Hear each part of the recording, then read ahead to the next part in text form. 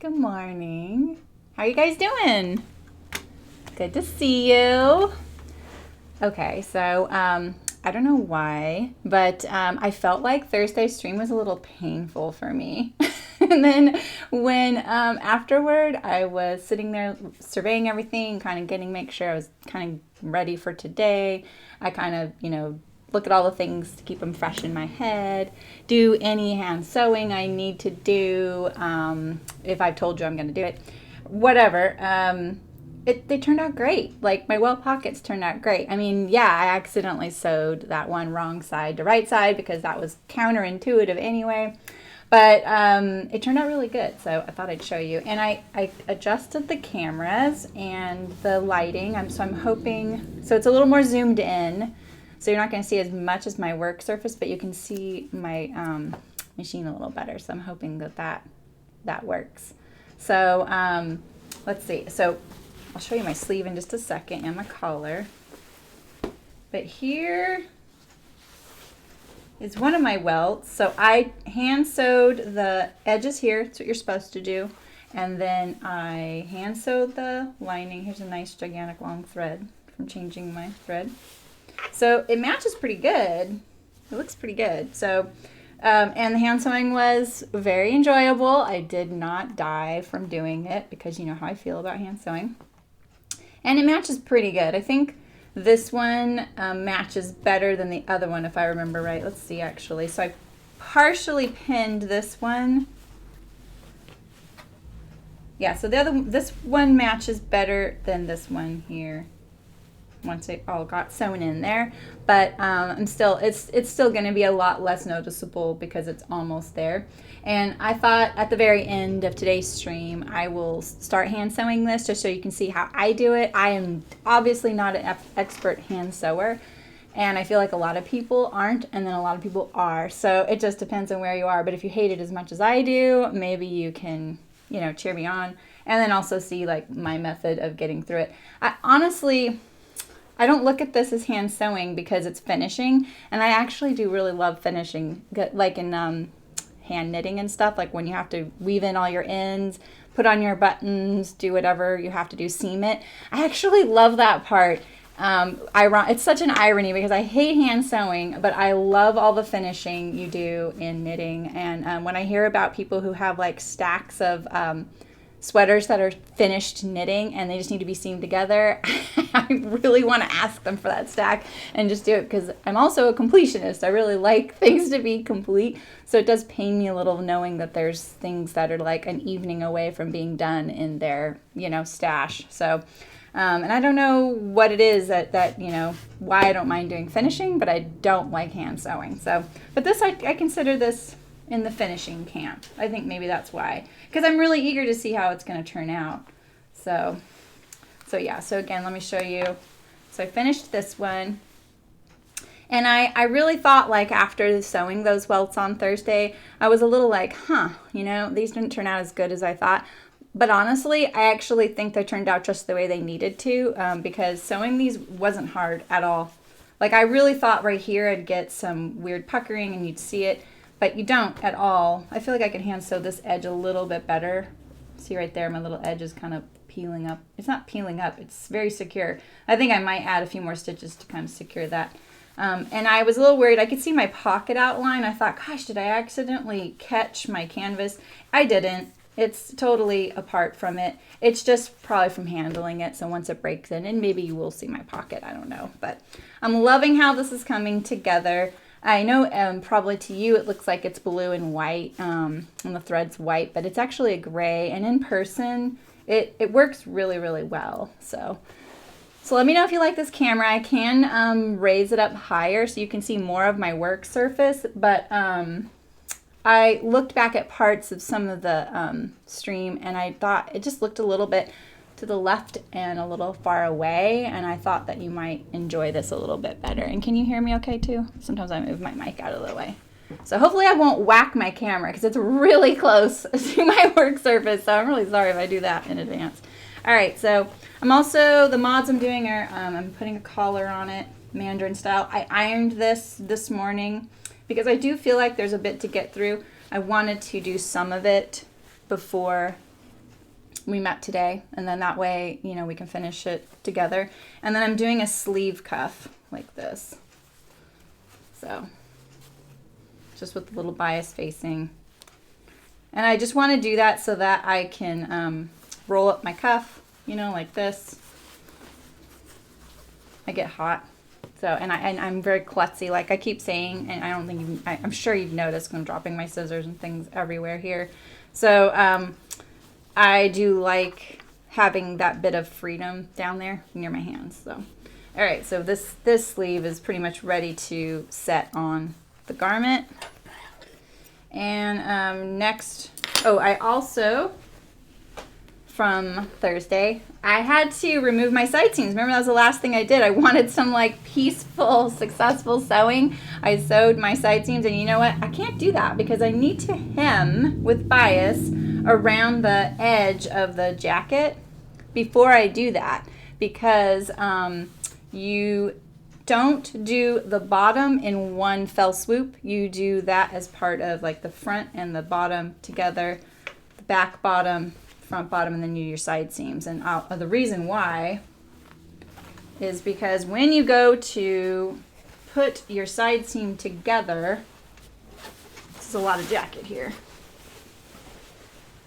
When you go to put your side seam together, there aren't right angles here. So if this hem were more like close to resembling like a button-down shirt hem, and it came up like this and then leveled out right there and came to a right angle at this seam, you could do your side seams first. But because it's basically creating a slit there, like a vent, you have to hem this first and then do this last, because otherwise it looks like this and you can't bind around that.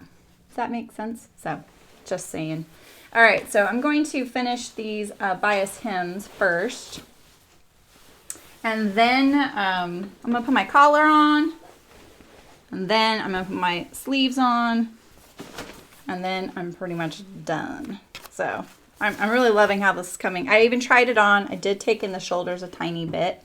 So it will fit me really well. And there's still room, you know, for me to wear it over a garment. So, alrighty. So I'm going to go from the back to the front. And I'm doing it at like a 1/4 inch seam allowance. I already did one side so that, you know, because I feel like I could just do a couple and that's enough for you guys, right? You don't need to see me sew the whole thing. That way you can do it if you need to. Or, and you know, let me know if you guys make Tamarack jackets because I want to see them. That hashtag really inspired me, and it totally made me change my whole idea. Well, and I didn't really have much of an idea, to be honest. So it really inspired me to have an idea of what I wanted. Okay, I'm going to leave a little tail because I want to make sure actually that I'm hemming this symmetrically. So I'm just going to look at it. Make sure. See, so right now I have that coming up a little bit higher, so I just want to make sure that it's symmetrical now so I don't have to adjust it later.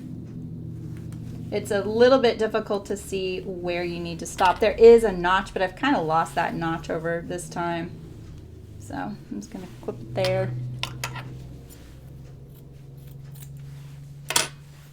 I haven't looked to see how many people watched the Thursday video, but I know people are checking it out. So definitely let me know if you make a Tamarack. All right, I'm definitely late to the party, the Tamarack party.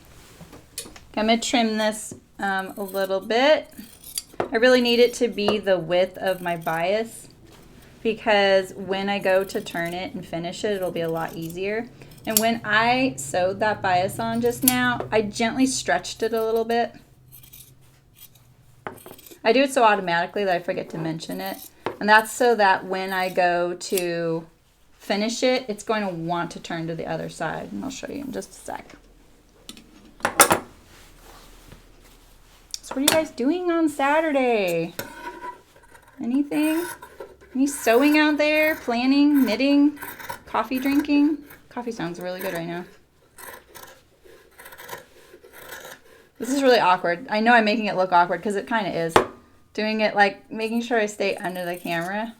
Usually I would just do this over the trash can. Or more accurately, the floor. Let's be honest. The trash can's right there. I like trying to keep my surface as clean as possible though. Even though the rest of the area here, not so much. But I did come in a little early and picked up my tables.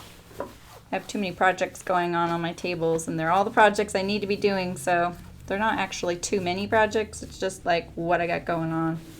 Alright, so when I pull the bias to this side, it's going to naturally want to curve around just like that. And that's because I gently pulled the bias as I sewed it on. That is what bias does. It's a little bit stretchy. So using it to your advantage is really key. And so now when I turn it under, it kind of just wants to do that. And I just need to cover up that first stitching there and make sure I stay on the binding or to the right of that stitching. And it should cover it up really nicely and look good on both sides.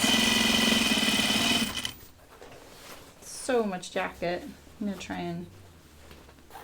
I want it to stay up here on my machine so that it doesn't pull on my needle. It's really important. I know I say it a lot, but it really is really important that it's not pulling on your needle. So you can see that okay? So I adjusted the lighting so that it's not constantly compensating for the darkness of the fabric. I'm kind of hoping it stays a little bit more even, you know? All right. Nice little manageable chunks of binding.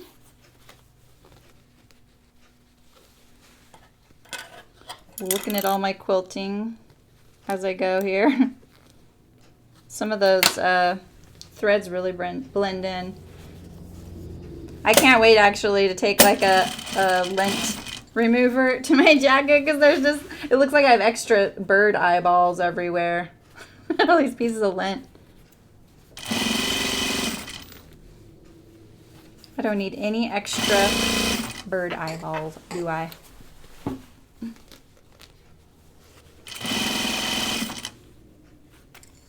Okay.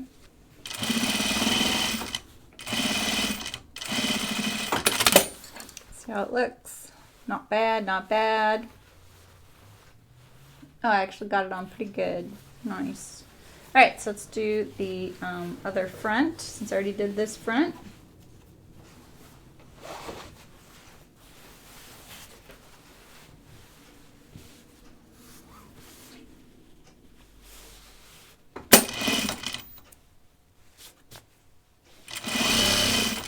So I am slightly pulling it, just a little bit. You can kind of tell because this starts picking up a little bit off of the fabric. That's because I'm kind of pulling it, you know, giving it a little bit of tension so that it wants to do the next step really easily. There's probably formula for it or something, but I've just kind of figured some of these things with sewing bias out on my own, and I had to do what worked for me and what made sense to me because I didn't really have anyone to teach me. Okay, I kind of want to do a little half stitch there, not a full one. So doing these mitered corners, when I turn to do it like they like to do it, I'm going to pull up this fabric here, see that, and kind of line it up with this edge. You want kind of a right angle there. I don't do that for our chicken boots things. It's a very quilterly thing to do, and it looks really nice. There's a lot of ways to treat your corners, and you can do a really nice mitered corner. Okay, let's look at our other front right now. Make sure we get them symmetrical. It's right here. And what will be also really important is that they match the back, so let's just hope. Let's hope these match the back right now. Otherwise I may have to take my side seam in just a tad. Where's my little nip? Was it that? It goes in right there though. Right. Oh, it's way up here. It's way up here. Okay. Oh, that's my nip. Okay, good, good. I'm gonna go just past that little. That's where my old side seam was. That's when I realized, oops, that ain't gonna work. All right, so I'm gonna trim this edge a little bit. I want it to be the width of my seam allowance. More importantly, I want it to be the width that's going to, the binding's going to finish. It's not that it needs to be the width of the seam allowance, because your seam allowance could have been a 1/2 inch and you can trim it down to 1/4. You can trim it down to whatever you want. It's that I want this to be trimmed to the width of the binding, and this will end up finishing just a little bit wider than this because of the thickness of the fabric. It has to wrap around that, and because we're going to wrap it around the top and then go a little bit past that first seam line, so it'll be a little bit wider. And when I got to that corner, I'm just going to round it a little bit to give myself a little bit easier time getting all the way on top to the other side because of the thickness and because I'm asking it to turn a corner.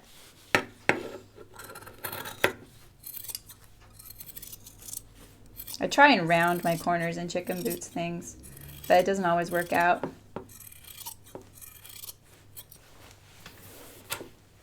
There we go.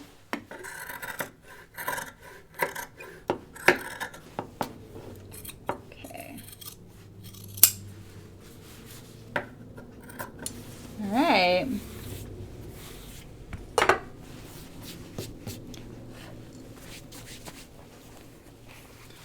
Turn it to the right side. When we get to the corner, we'll try and continue that miter to the top side. I think there's a better way to do that where you can be guaranteed a nice mitered corner. So you might look into that. I'm not as concerned with that.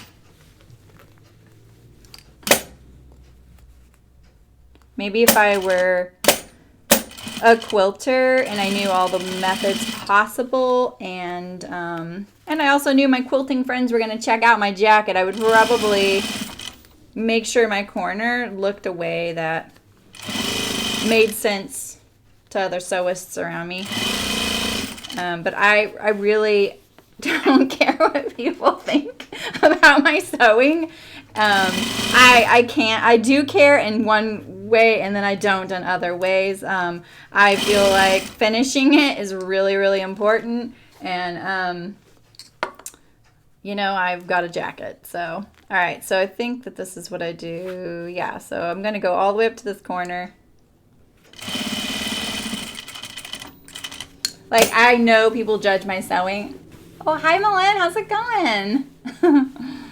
But you know what? That's just gonna happen. Like, I feel like when you do something for a living, especially amongst people who also sew, they tend to be a little bit more critical in a kind of a competitive way. And I don't feel that way. I feel like we're all in this together, and we should be supportive of each other. And I don't mind not being the best sewer in the room at all. I'm a doer. I'm a finisher. And I like to experiment, and I like to get it done. And, you know, there's more important things in the world, you know, so. All right, let me get rid of these threads right here. I just missed some of those back stitches that on my quilting, if you want to call that quilting.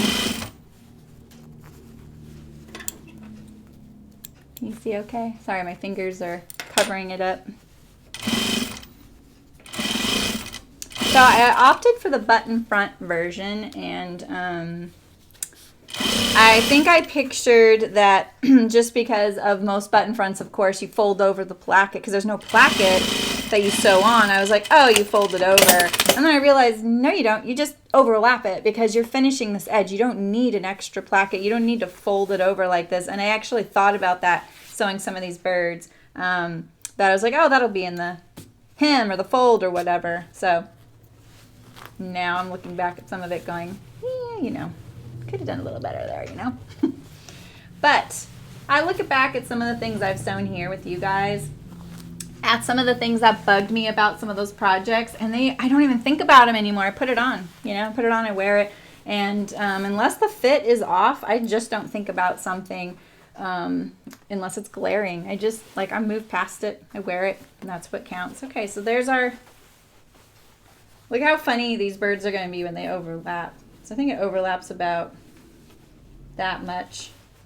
So you probably could do some fussy quilting, like, I mean, I know you would want to, you know, plan your quilting anyway so that your stripes match or your diagonals match. Yeah, but I didn't plan on birds matching, so I probably could have done that better. The fabric repeat is smaller than it looks on this bird fabric, and it was really hard to get around it because I was tired of getting one of the birds, not this one, but the other one, I think.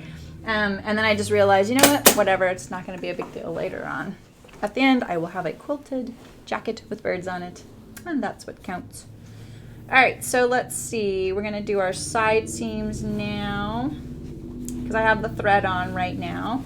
So in the instructions they give, they opt to put the sleeve on now and then do the underarm as one big long seam, and that is definitely going to be easier to sew. The reason I'm not doing that is because it's a jacket and it's bulkier, it'll feel and fit better if this is a circle around the armhole rather than it being a line that goes this way.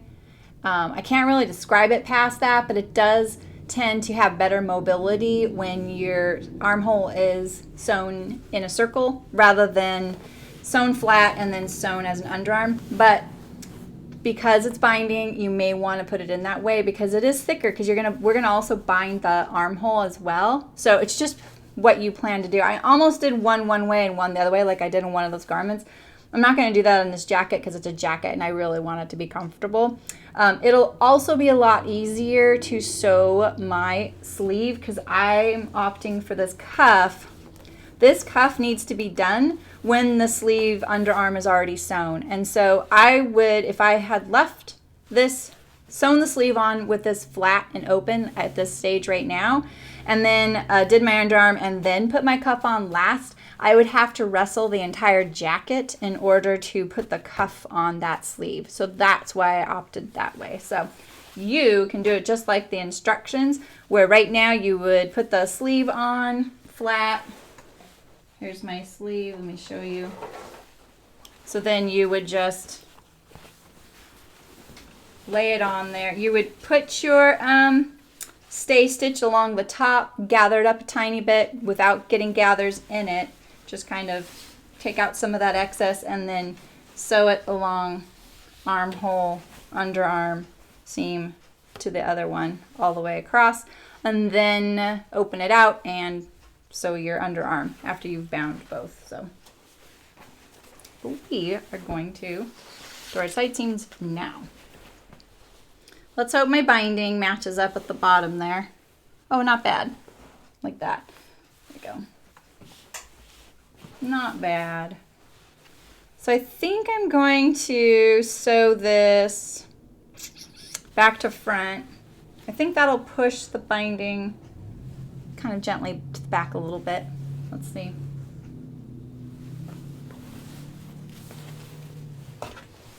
I haven't decided how I'm going to treat the bias down at the bottom finishing wise. I forgot to look at the instructions to see what they recommend. I'm just going to leave myself a long tail right there, and maybe I'll fuss with it in a second. Once I can see what's happening, it's a little easier for me to decide.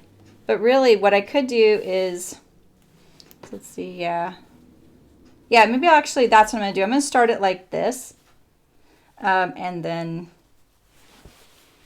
so just inside that seam allowance of the bias I've already sewn. Okay, I've got it under the machine, it's stable, and now I'm going to adjust my jacket so it's a little bit easier to deal with on my machine here because it wants to pull. I'm going to put all that bulk up there.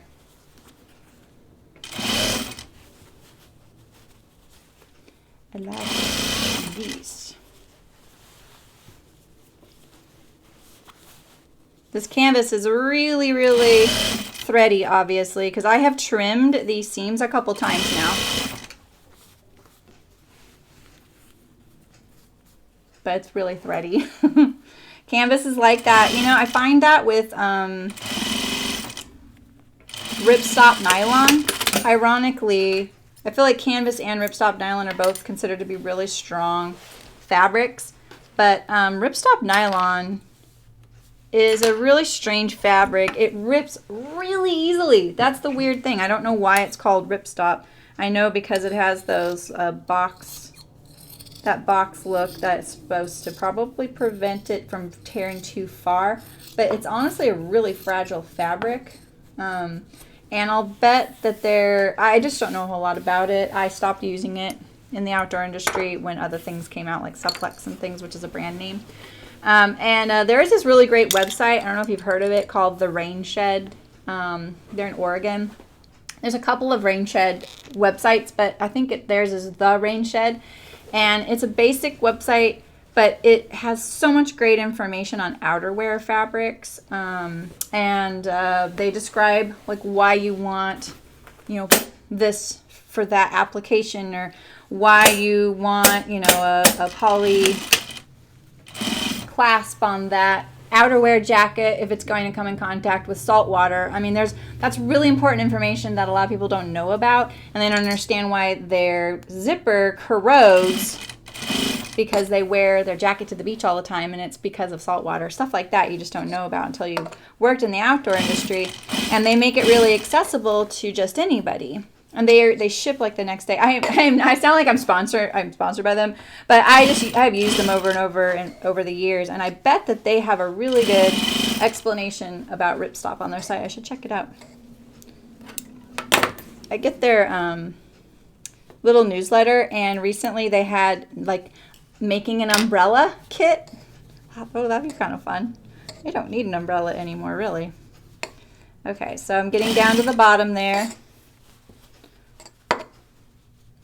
I should have looked to see how they did this in the instructions. This is pretty simple. I'm just wrapping it around like that. I'm going to try and get this little edge poked in there a little bit better so that, see, this little edge can be a problem with these little frayed edges. So if I turn it under like a little bit of like a triangle and then turn it, it might stay a little bit better behaved in there. It's just not a whole lot to work with.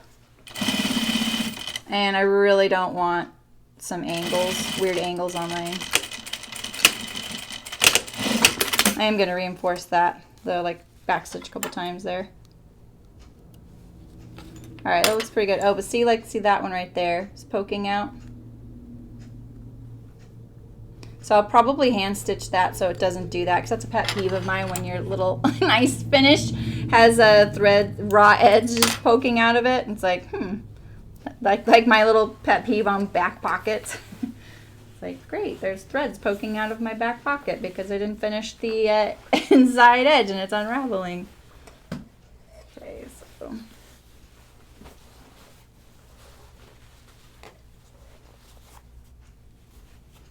so much jacket.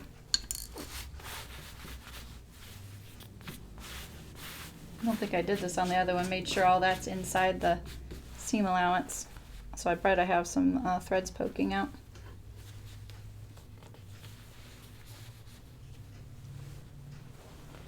I'm going to see where this one's at comparatively.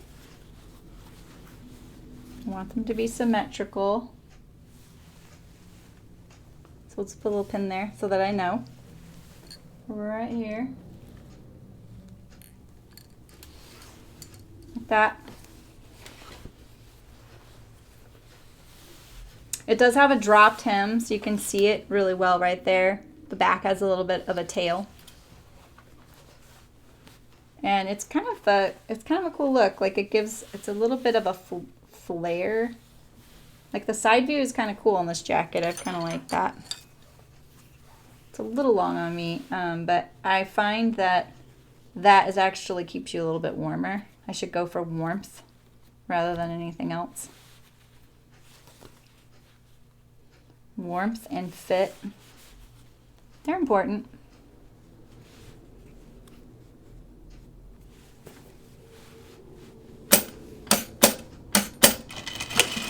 All right. Got it under there. I'm gonna adjust my jacket. It's not pulling.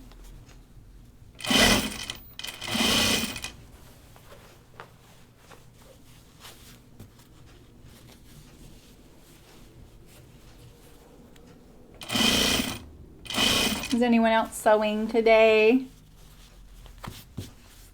I'm pretty excited about this jacket. I know I feel like I say that about every project, but you guys are making me sew things I probably just wouldn't have done for whatever reason. It's nice. Stepping up my game. And it's so funny because I had to do some production sewing this week, and it just was so much easier than this kind of sewing because I know all those products. I get to sew them over and over. I'm not sewing it for the first time like we do here.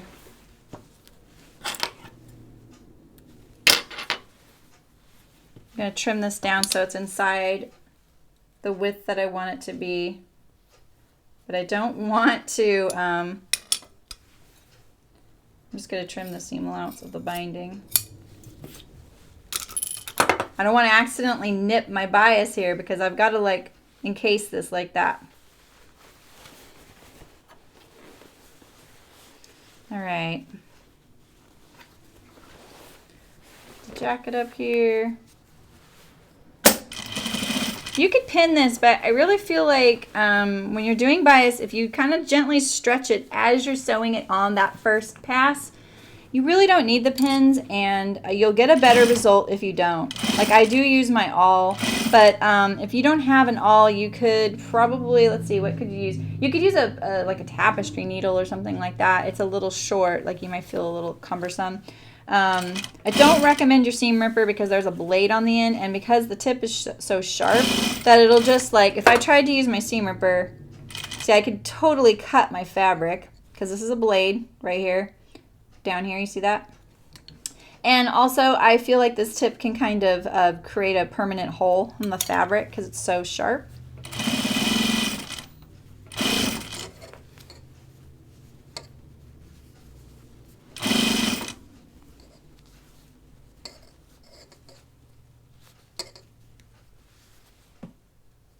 Yeah, I'm gonna have to like hand stitch that little edge so that those little raw edges don't poke out over time, you know?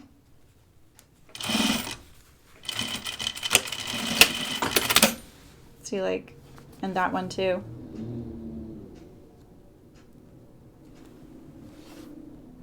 Like that. Just slip stitch that right there. I could have left a longer tail, maybe done even something decorative, but that looks pretty good right there. Simple. I like simple. Let's see how the outside looks. See if I have any threads poking out anywhere.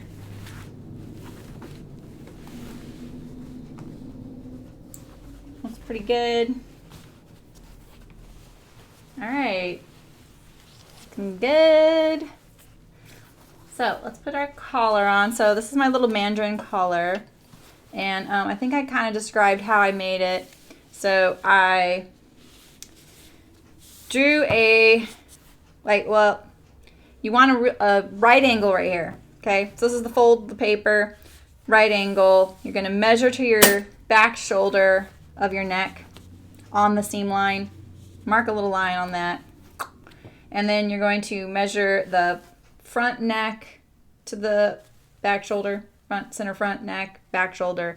And then you want to angle this up a little bit. So this is a straight line, and then if you go up about a ½ inch here, I'm describing this really terribly right now. So this is the right angle right here, straight across to the back shoulder. This is the center back neck right here. And then this is the center front neck. It's actually the neck edge, not the center front, because we have a placket in play here. So you just don't worry about that, because this is going to go all the way to the end of the jacket. So you want to measure that distance here, but then you want to kind of draw an angled line a ½ inch up. So here's our straight line right here. And I'll show you. Here's our straight line, and you can kind of see that it angles up like that. That make a little more visual, right? And the reason you do that, you have to do that. Otherwise, your collar is going to flare out away from your neck, and it's going to be a waste of time. So that's what that is going on there. I just went a 1/2 inch up, and you want that line to be the measurement of your front neck, and this is your back neck. And then you add your seam allowance to the collar from that point. So I added 1/4 inch all the way around. My collar is going to finish 1 1/4 or 1 1/2 inch. 1 1/4 or 1 1/2 tall. That's what I opted for. I just kind of looked in things in my closet. And so the way I'm going to sew this mandarin on, it's a mandarin collar because, or, you know, more familiar to people is a collar stand from a, oh my gosh, what's going on here? Oh my gosh, I have never before in my life done this. Wow. What's going on here? Oh my gosh. Look at that. Oh.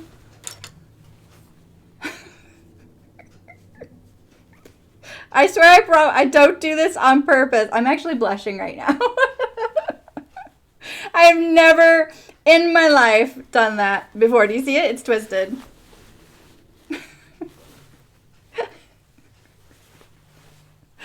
Oh my gosh, just fire me right now. I promise I know what I'm doing.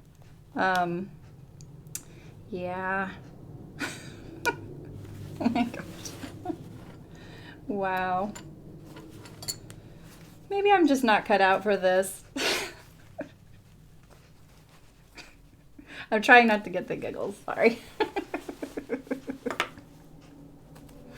But you know what? You could learn from me and don't do as I do, right? Of course I did this. I'm like going slow and steady. Man. I think when I try and keep things under the camera, I like keep things too close together and I'm not seeing what I'm doing. I don't want to do this from this direction. I want to do it from this direction. This is the way I like to seam rip, like this. Every time we hang out, you guys. Yeah, exactly. Oops. Has anyone ever done that before? I doubt it. This is the first time that's ever happened in the history of sewing. I figured it out. Like that.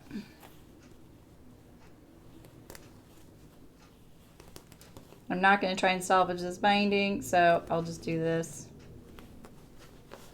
And you're probably not going to like what I'm going to do after this, but because it's a really thick jacket, I can rip it out.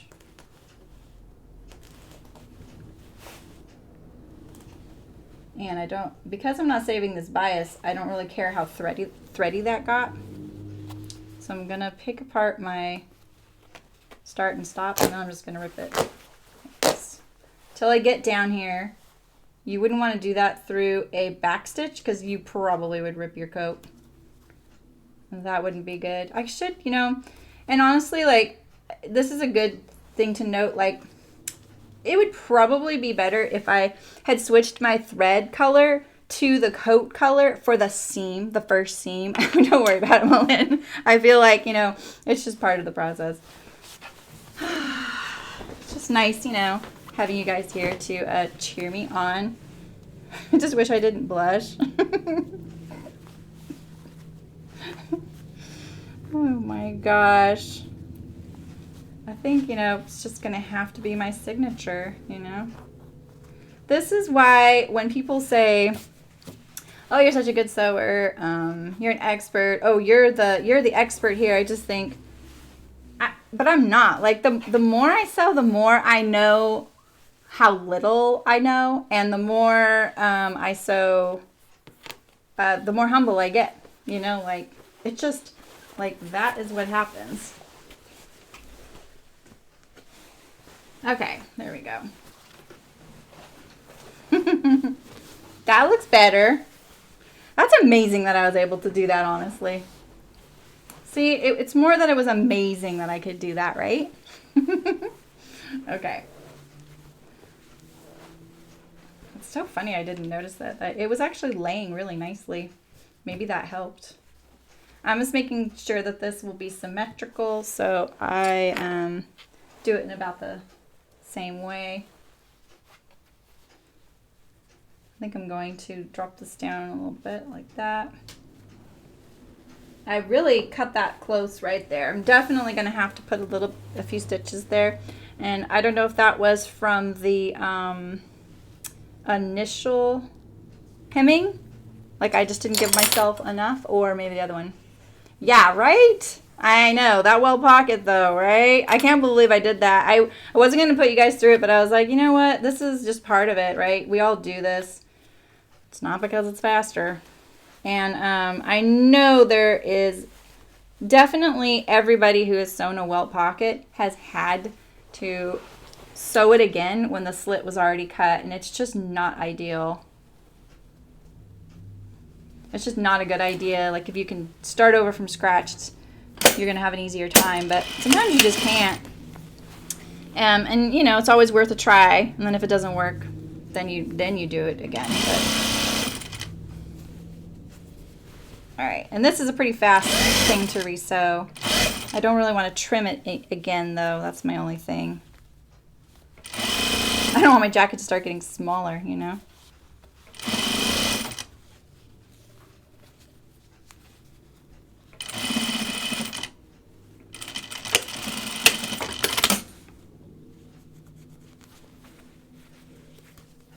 I'm gonna make this a little wider right here. I kind of want to make sure I'm getting all that bias in there. I'll leave a little bit to turn under like that. And I can put this away for a little bit, get it out of my way. Yeah, exactly. Right. Well, and I think also, like, it would obviously be better if I sewed a garment all the way through first. And I'll tell you guys why I don't do that.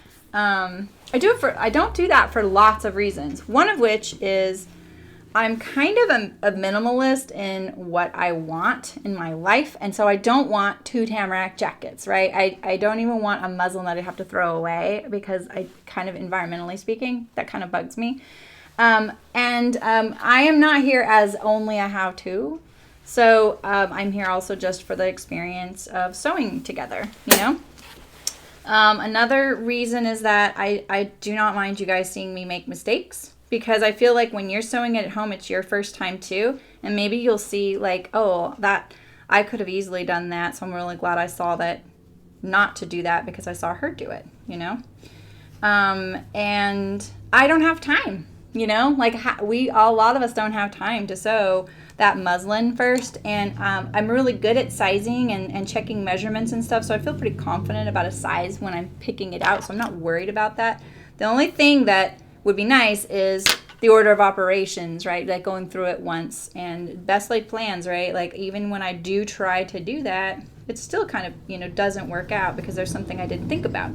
And I have a full-time business, right? So this is my side gig, and it's for fun. I have to keep it kind of relative to that. So it's why I don't pre-sew everything.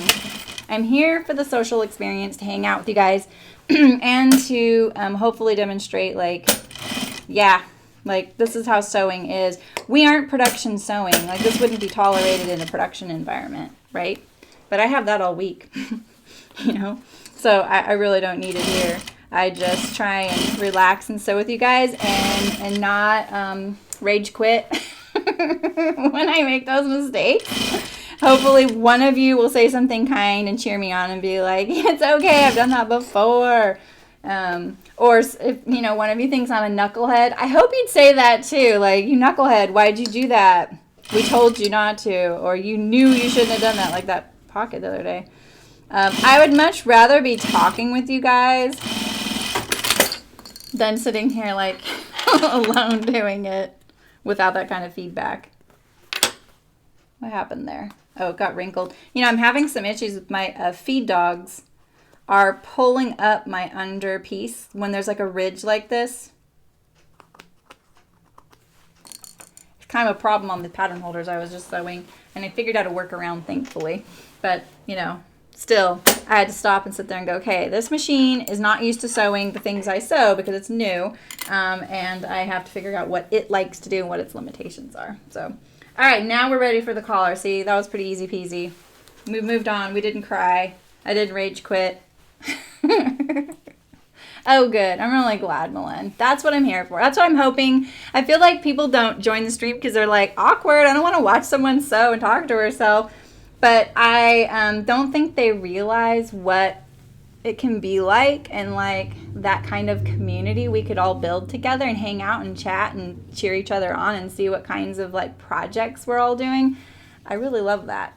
So, all right. So let's hope my collar still fits after having all the sewing that's been done to this garment. So I'm just going to walk it around on the seam line best I can and just see. Is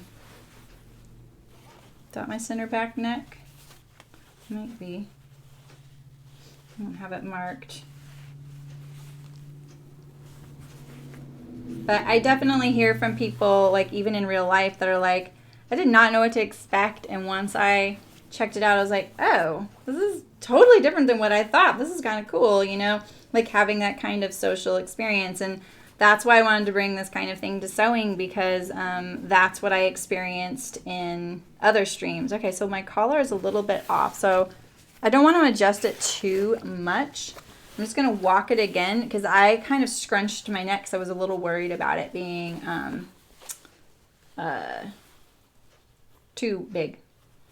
So now I'm going to pretend like I'm actually sewing it and hold it a little more firmer. And let's see if I hit my notch at the shoulder.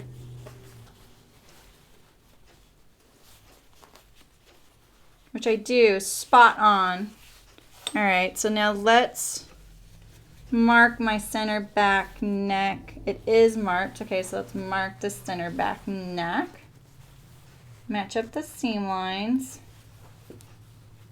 Like that. Just want a little mark because I only have a quarter. Okay, so there looks like, was that my center right there? Yeah, it's right there, like that. I'm glad, Milan. That's so awesome. Okay, let's see. Shoulder to shoulder. Where'd my shoulder notch go? There it is, okay. I like having those little targets to see. Okay, so I think that it is going to work actually. I'm like a 1/4 inch off. I can work with that. I don't think it's really that off. All right, so the way I'm going to sew this collar, because I really want it to be clean finish, and I also don't want people to see how terrible I am at edge stitching on the outside. So I'm going to do it from the inside, go to the outside, and then turn it under and top stitch it down. Because that's what they're going to see. Since it's a mandarin, they're going to see my outer seam more than my inner seam. So I'm going to line up this seam right here. I'm putting this inner collar to the inner of my jacket. This is the one with the inner facing. I just used some washed cotton that I had. It's actually extra Spoonflower Fabrics poplin. My nose is so itchy right now, sorry. And that's what I used for my inner facing. I run out of fusible. I have some, but I wanted something a little bit with more body, you know, and that way I don't have to use my fusible, because for the canvas it could handle something a little sturdier, and I didn't want to use the canvas itself. That's just a little bit too much. So I'm just pinning this at my targets so that I don't have to worry about finding them as I go. I'm not going to pin the whole neck. It'll have more adjustability as I sew it if I don't pin it all the way. As long as I can work with my targets, we're good. I just need 2 more pins, one for the shoulder, one for the neck, or the center front. And I look at this, I'm going to really try my best to get this seam line like right on that edge there, and I'm trying to mash it down so that this seam line ends up being where this is going to fold, because remember this is thicker. So I could just line it up like that, but what'll happen is once it goes to the other side is it'll be a little bit canted toward one side or the other. So I'm trying to really figure out where the center really is of that thick edge with the binding on it. The instructions just have you bind the neckline. You don't have to put a collar on. I just wanted a collar because it's a coat. I want it to look more coat-ish. The hoods I see are really, really cute. I almost did that, but I thought that if someone else wanted to do a hood, that would be a little bit more ambitious pattern drafting than I can probably explain here without a nice setup. Okay, so I'm actually going to switch to navy thread too. I really don't want my seam to pull apart on that edge and be able to see my light gray stitching through it. So I'll put in the navy blue.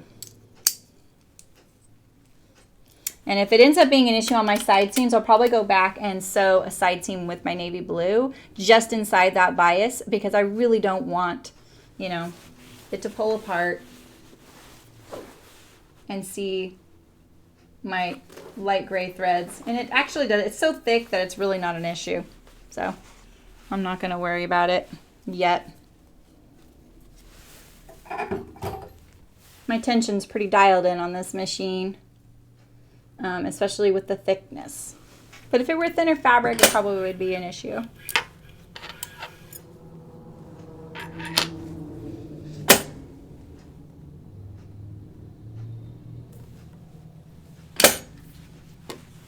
Did I already switch my bobbin? Oh, I did. I love it when I don't even notice I do it. Okay, I always sew a tiny bit of fabric after I thread my bobbin, because it gets rid of all that. My machine does that. I don't know if yours does, but mine does, so I just work with it. Every industrial I've had does that. So I kind of forget if my home machine does it. I actually do it on my home machine. I did it the other day. I was like, I don't even think I need to do this on my home machine. Okay. I'm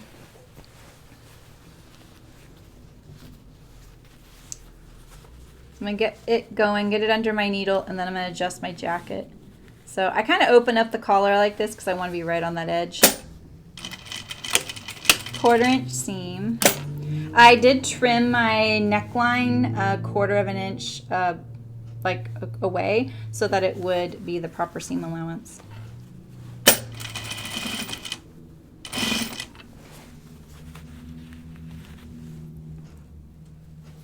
My pins away as I go.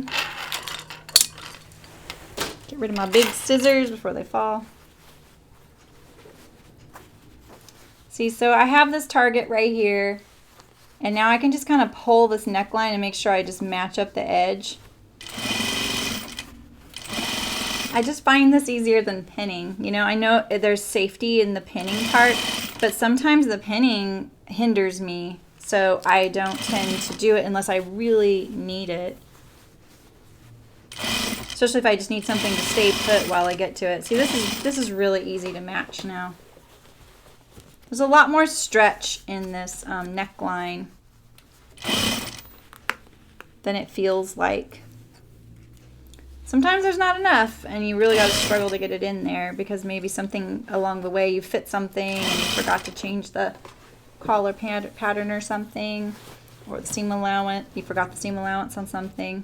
It happens.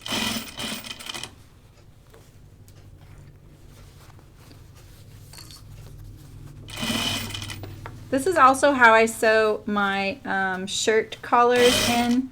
This is one of the ways. I haven't done it my really tricky way on camera yet because I do feel like people would be kind of like, what? And I just go, and it's not something I invented. I kind of figured it out on my own, and then I realized it's a thing, and so then I kind of used the established ways to do it. And I do it under the fold of the collar. That's where I put my last one, my last seam. So it is a little bit fussy as you're doing it, but it always makes sure that your collar looks nice. And it's because I just hate to pin.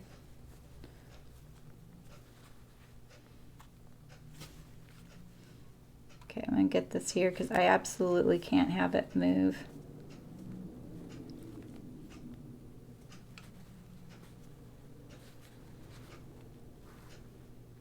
So I remember I was telling you guys like how when I knit sweaters. So I always find that like one drop stitch, no matter how diligent I am as I'm knitting the sweater, no matter what, even if it's like a year later, I'll find that one drop stitch that I had. It's like tradition in my sweater knitting. I feel like this is becoming my tradition that I make one really major mess up live on camera. Okay, so that's my collar, but it'll be on this side. So I'm going to knit my neckline. Knit meaning I'm just going to, what do you call this? I'm just kind of cutting into the seam allowance to help the curve. Not past the seam, obviously. I find doing it with the base of my scissors, I can control the amount I do. I know a lot of people do it like this. My tips are not sharp enough right now for that, so I can't. And I also find that I had a tendency to go through the thread more often when I used my tips. So just do what works for you. You can practice as well. You definitely want to get these thicknesses. Just because they're hard, don't skip them. That's where you need the most maneuverability. And this is because we're going to ask this edge to go up into the collar, and it needs to be able to spread out or overlap on itself where needed. This is a little wide right here, so I'm going to trim that off. You really only need to do it around the curve.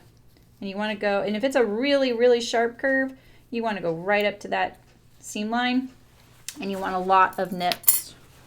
But you don't need to do a ton on a collar like this. You wouldn't need to do that on just doing the binding either. So, yeah.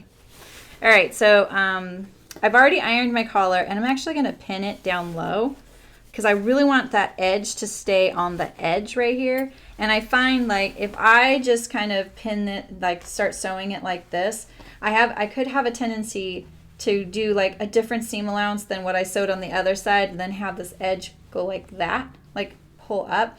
That's kind of fine on the outer, but if it went the other way, like say I did a little bit more seam allowance like this and pulled, I might have the seam come this way. So what I'm doing when I pin it like this, like not any function down here, is I'm just kind of making sure this edge is right on the edge where I want it. So I know I can't pull or do anything. I have to get it right on the seam then. It forces me to use the seam allowance that's needed in order to achieve this look. So maybe my seam allowance wasn't perfectly 1/4 of an inch, and it obviously wasn't. Like it was probably closer to 3/8 because, you know, hey, we're not that accurate when we sew sometimes. So this forces me to use the seam allowance that I need in order to get the look that I want.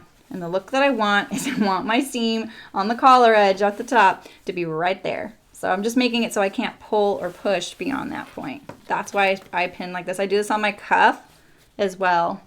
It just helps. And I probably will pin my collar edge there to do this final step just a little bit.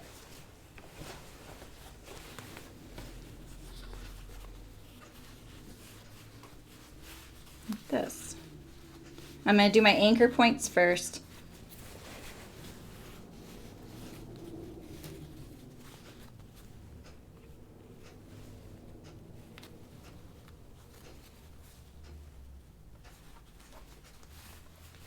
Oh dang, I forgot, like I was going to introduce myself today. I'm Sarah. I got to get better about that. I know you guys probably don't even know my name. Sorry. Rhymes with Jeremy. I think it's in my bio, but I don't ever click YouTube bios. Do you guys? Okay. All right, so I really want this to be nice and tidy. It is a focal point.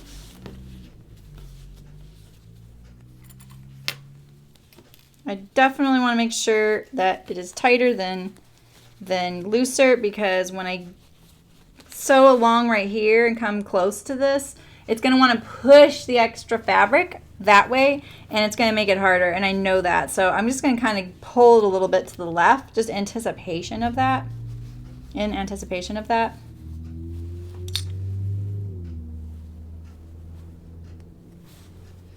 And so one way you could actually sew this collar is, and maybe I will do that, is I could actually do just a little bit of it like this, right sides together right there. And that kind of guarantees that corner. So we could do a little bit of that. Here, let's try that. You could also hand sew all this. You know me, I'm not going to.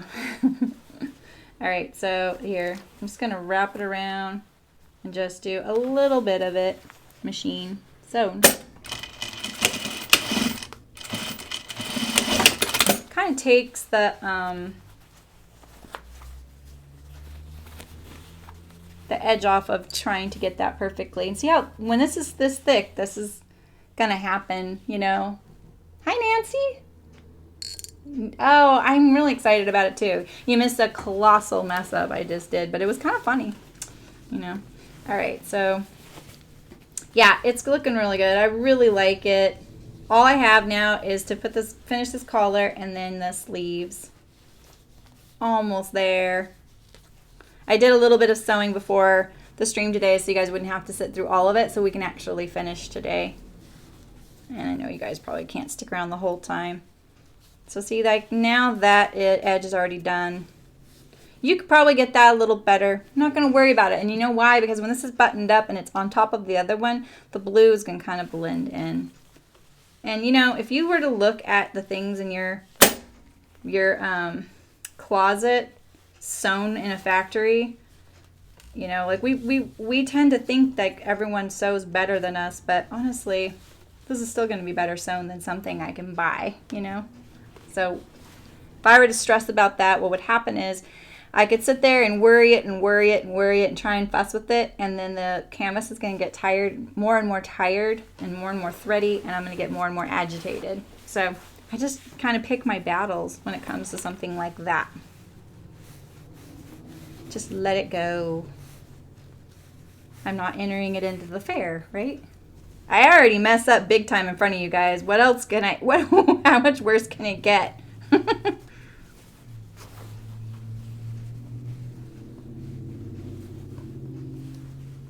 I think after having a business where you're selling your sewing already, I'm already on display, and I stand behind all of what I make. So, all right, so let's just sew this one a little bit too.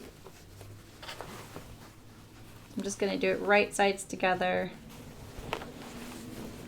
It's not easy, it's very thick. Doesn't really want to do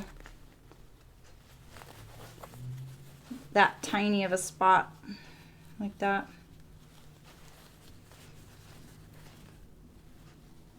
Feels like it could be right on the edge a little bit better, to be honest. See that? I'm kind of debating, could I try and get it over there more? I'm gonna try. This is probably a bad idea. It'll just probably lead to something else, but hey, you never know unless you try. Oh, you were having first coffee. I was just saying, like, coffee sounds kind of good. Okay, I'm gonna wrap that around like this.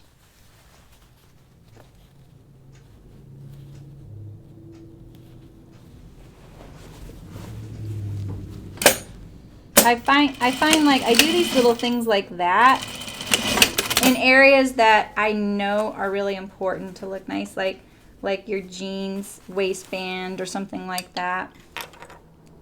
See, did I get it a little better? No, see, I probably shouldn't have pulled that out. Now it's worse. You win some, you lose some. Let's take that out. Maybe I'll just do it the other way that I was already set to do it. Worth a try. Don't want my fabric to get tired because this canvas is very ravelly. I can't say ravelly because of ravelry. Oh, I'm good, I'm glad, Nancy.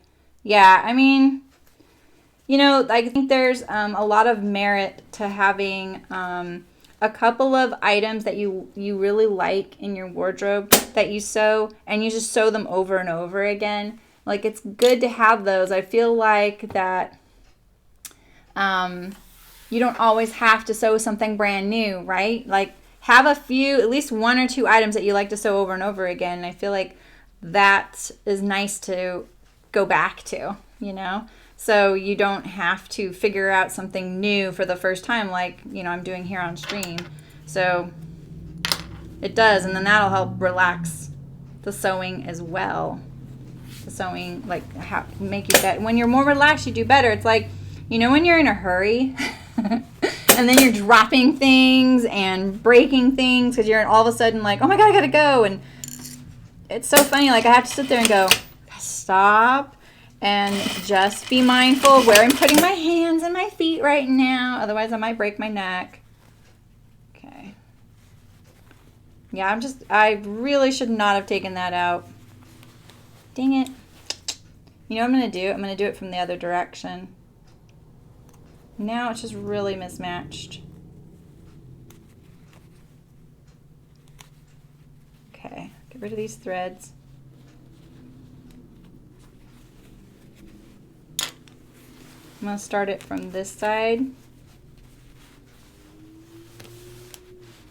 What would be ideal is if I could sew it from this side going this direction, because my machine wants to push this layer more than the under layer, you know what I mean? But doing that, I can't. I'd have to have my whole jacket under the machine head to do that. So I'm going to take a chance and go this way and ease in my collar instead.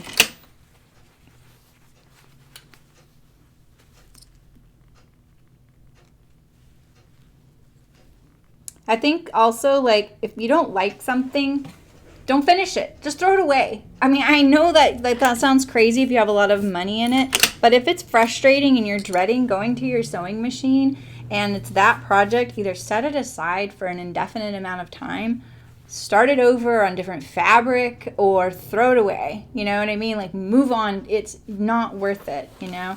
Like, I understand, like, if you have to get that Halloween costume done by Halloween and there is a certain 4-year-old at your knee waiting for it, I understand that pressure and you just got to power through. But the thing is, they're going to think you're a genius no matter what, you know? So you got to pick the things that you really stress out about because it's not worth the stress otherwise, you know? Or don't stress about it if you can. Just be like, okay, I never said I was an expert at this. I'm just going to do my best. Keep going. And I think, like, having that kind of mental backup plan, like, okay, I can always throw this away, or I can always do something else, or I can always, you know, sew this in a totally different way, that helps. Yeah, I know, right, Nancy? So it's just like, you know, and I think, like, especially when you're a new sewer, all of a sudden, all your friends are like, oh, you sew? Will you hem my pants? Will you make me a dress? Will you do this for me? Just say no to that, because you don't have the skills quite yet for it, and you're just going to be even more aggravated, and your friends' eyeballs are on it, and you're really nervous, because we all do that. I've literally told people I don't know how to do something to get out of doing it. I know it's terrible, but like, oh, you're a quilter. I'm not a quilter. And I'm like, no, I'm not really a quilter. Oh, you sew. Do you know how to hem pants? No, I don't. Sorry. But I know that there's this local gal at the alteration store that does it. Oh, great. You know, like, pull out the iPhone, pull up the Google, find them an alternative. And you've just given a professional trying to make a living more money, and you also saved yourself the headache, because they're not going to pay you. And you're going to fret over whatever it is, and then you're going to be like, I didn't even get paid for this. I can't charge my friend, you know? So, yeah, right, Nancy? I know. And, you know, it's funny because I think probably My mom adores me. I know she adores me, but I would venture to say that if she had a pet peeve about me, it would be that I'm not sentimental. And so one of my biggest like death worries, like when I die, is that all my friends are going to bring everything I ever made them and to the funeral and be like, look at these things. And it's going to be this like parade of things that I would never want to see again. And I have been prolific. Like, I am one of those people that I'm like, here, I made you a bag. Here, I made you a skirt. And I just hand people things. And they probably feel obligated to keep it because I'm, their friend made them something, right? And I am here to say you do not need, you can just donate it. And like, I have definitely been caught by friends finding things in the local thrift store, things I made, like really nice things that I've made. I'm just like, yeah, I just don't wear it. Maybe someone else will wear it, They're like, yeah, but this was that special pattern. Like, there used to be this really amazing pattern company called the Sewing Workshop. And they made these really unique pieces of clothing. The pattern drafting was superb. Really complicated things, and the fabric store would ask me to make them as samples, and then I could make them whatever fabric, and the fabric store would pay for it. It was really fun. And but they were such unique garments. I really couldn't wear them all the time. Like they were really, really unique. They were really cool though. Had the kind of a Japanese influence. That's how I feel about a lot of the things I sew. I'm just not very sentimental. I'm actually going to start in the back neck. And I'm going to go all the way around my collar. That's why I'm going to start at the back. Okay. I know this isn't part of the jacket, so thanks for hanging on here while I sew something that's not even in the pattern. I just dropped a pin on my crotch, so I was a little worried about that.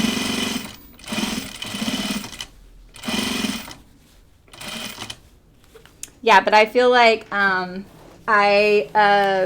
like when sometimes there'll be like some little like Instagram challenge saying, oh, show the first thing you knit. I have moved on from that thing, let me tell you. Like the first few things I knit, I was like, oh, these aren't very good. I don't wear these. I don't want to wear these. I don't want this to represent me as a knitter anymore. I cut the sleeves off of them. They were sweaters. I cut the sleeves off of them, sewed the armholes shut, took out the buttons or the zipper or whatever's on the front of the sweater, sewed the front shut, sewed the bottom so that it was like a square. I, like tucked the collar in, and then I threw it in the laundry a few times, felted them, and they were cat beds. You know what I mean? Yes, exactly, Nancy. Just say no. Like, you're like, I barely have enough time to sew for me. I'm not going to sew for you too. Okay, so now I got to this point. Remember, I already pre-sewed this. This is awesome. I know that that's not going to give me trouble. Okay, so but now I do have to push this through my machine. I'm not happy about that. So I'm going to put all my stuff off here so it doesn't go flying.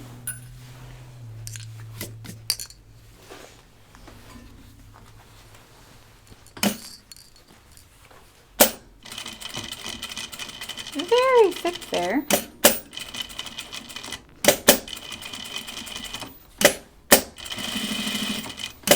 Yeah, I would never be hurt if my friends were like, I wouldn't even know if they got rid of something. Like, I can't even remember all the things that I've given over the years. Like, I don't keep track.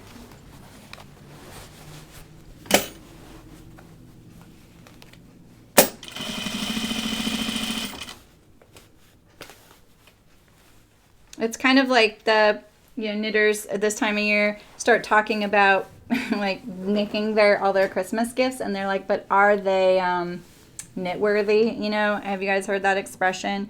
It's like, will they wear it? Will they take care of it? Do they know the value of it? It's the same with sewing, right? Yeah, exactly, Nancy. You'd have to charge them $500, and then they're like, that's too much. I could just go to Target and buy a dress for $30. You're like, yeah, great idea. Go do that. If that's how you feel about it, I'm probably not. You're not my customer.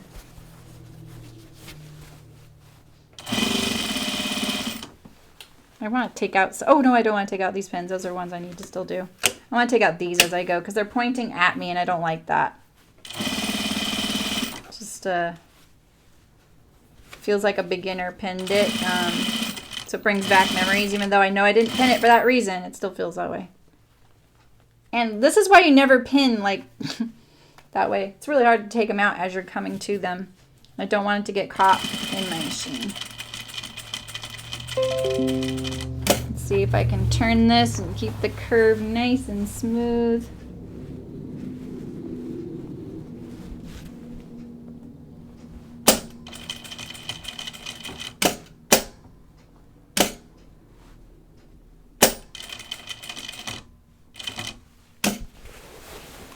I'm really worried I'm going to accidentally press down on the presser foot too much, and then, or the foot pedal, and I'm going to cut my thread, because that's what happens on my machine, is if I press too hard, it'll like cut the thread, lift up the presser foot. That keeps doing. Yes, I love Mandarin collars. I think it'll look good on this jacket. This jacket, I don't know why, I think because of the quilting, the thickness, the swoopy lines of it, it kind of has like a Japanese, Asian look to it. Maybe not Asian is the right word. What is that? The thread or fuzz? Fuzz, okay.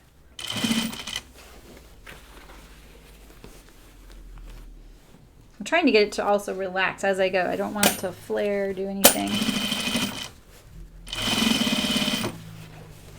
There we go, there's my starting point. I made it.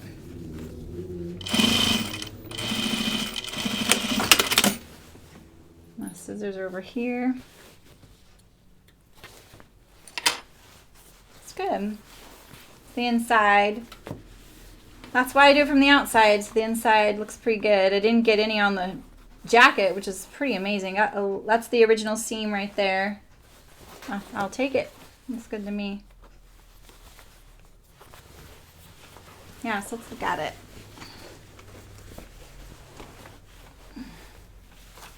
Like that. Like that. Kind of interrupts the binding, doesn't it? You guys want to see my buttons? They're kind of kooky. I love them. They were a gift from someone, of course. And they're made by Woolly Moss Roots. They hand make all these buttons. So they're birds, right? That's my buttons. They're super chunky. The buttonhole will be kind of a struggle. It'll have to be kind of a big buttonhole, so then I just want to make sure that it can't come unbuttoned. And I'll also need to add a shank to the button when I hand sew it on, because it's so thick. I need the jacket to be able to pass under the button, so I kind of make a shank with thread on the button to do that. All right, let's finish my other sleeve. So here's my sleeve that I'm doing. I'm doing a shirt cuff like this. I need to do a little bit of binding. I could just not change my thread color. That would be kind of naughty, I know.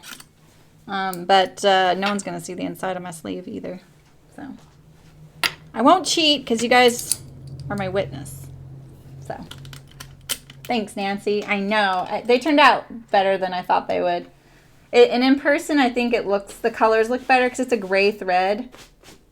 I think it looks white probably to you guys. Well, all this fuzz is not not helping the look, the quilt fuzz. Oh, I almost put blue thread back on. Where's my gray? Here we go. So what do you guys think of the lighting? I think it's a little better today. I turned off auto exposure, which I've done before in the past with doing darker fabrics. And I think that it's staying even better and not getting overexposed, you know? And also, I zoomed in the camera a lot more on the work surface. That's probably why I got into that pickle earlier, because I was trying to keep everything compact. I already changed my thread. Perfect. I love how I can forget that for 1 second. Yeah, right, Nancy? I'm not sure either. I love the wood button. But do you think, like... I know chickens are birds, but they're really not, like, they're not flight birds. And of course you know why I have them, because People give me chicken things pretty often. Thanks, Nancy. Thanks for telling me that. All right. Where's my binding? Right here. These, I have a new bias maker, and they put my bias on these gigantic rolls. It's huge.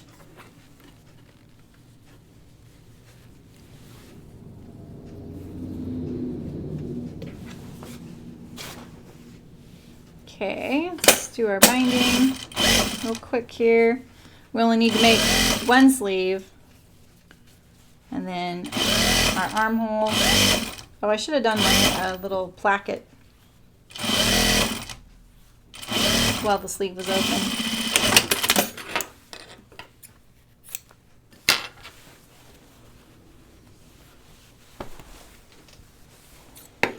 No matter how close I get to that edge, I still need to trim a little bit. I find it interesting that the seam allowance on this jacket is a 1/2 inch. So that must mean they recommend a wider binding. I obviously am using all the binding and bias. They are not cockatoos. Oh, which ones? Those birds? Oh, because I was talking about them in Australia. Yeah, they're not. You're right. And I can't remember the name of them because if you're talking about my Australian bird story, he's right here. They're also not to scale to the other birds on here. And I'm pretty sure that that one that looks like a crow, that's not a crow. I know that. Is it like a jackdaw? Something like that. I can't remember. I don't know my birds at all. So don't shoot me.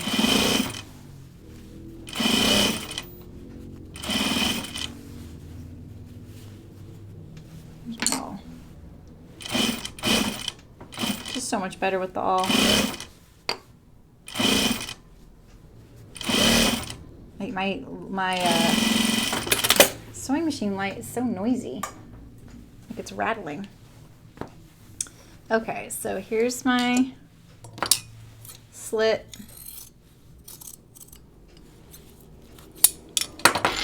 for, yeah, I should have done that before I sewed the underarm seam. But oh well, we'll deal with it. So I'm just gonna do like a traditional budget shirt placket. That's literally what they're called, budget plackets. Kookaburra. Oh, is a kookaburra a bird? Oh my god. I have no idea. When I ordered this fabric, we ordered it with other fabrics, and the other one from the same company is an Australian designer that is new to the company. I'm sorry, I can't remember her name. And when this arrived, because of that bird, I kept thinking this was the Australian fabric. It's not. This is Anne Maria Horner. Like, I should know better. It's a pretty famous designer. So, and every time I saw the other fabric, I'm like, oh yeah, that's the Australian designer. The fabric called Baskin Line is an Australian designer. I'm just looking to see if I got that right on. I'm gonna like cut into this slit a little bit better. You really need to get close for greatest movement. Oh yeah. Is the one with the big beak is a kookaburra? Wait, tell me which one. That's a kookaburra? This one? Why does kookaburra sound like it's soft and cuddly and has fur?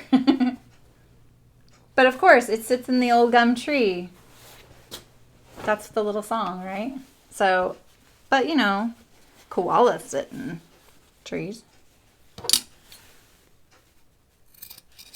Sorry, I'm not very scientific when it comes to animals and things like that. I have so many sciencey friends too.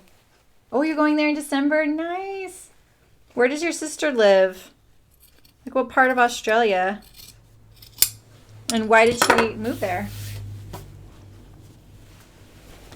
I only got to see Sydney, so I really haven't seen Australia. I'd really like to see Melbourne. There's so much like really creative stuff happening there. It seems like a really fun place to go. This is my quilting right there. It's not some like crazy stitching I did. I'm gonna get this right on the edge, this binding, because of the next step. It'll behave better.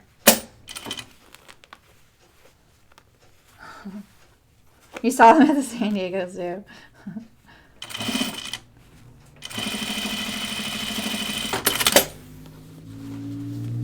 That quilting looks like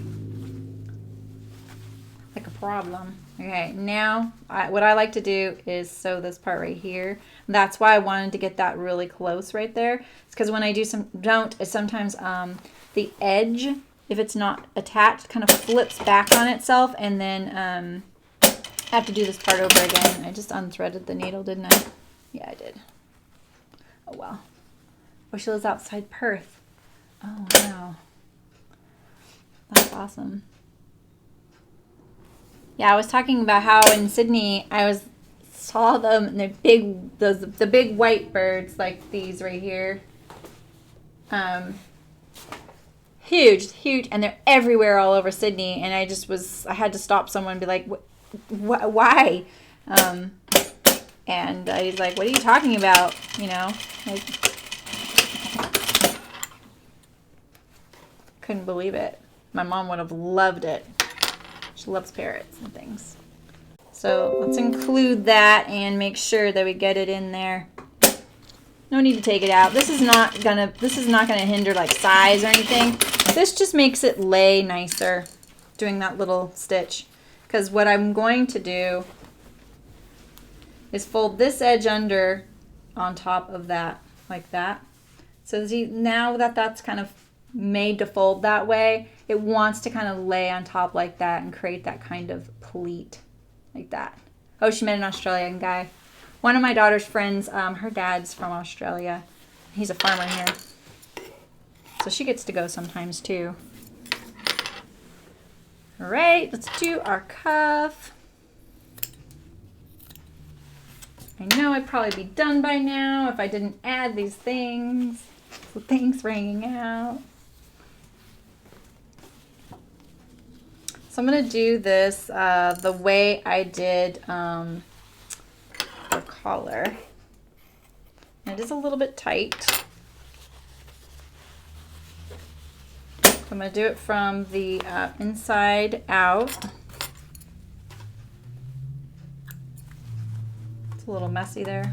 All that extra back stitch, but no one's going to see that, so I'm not going to worry about it.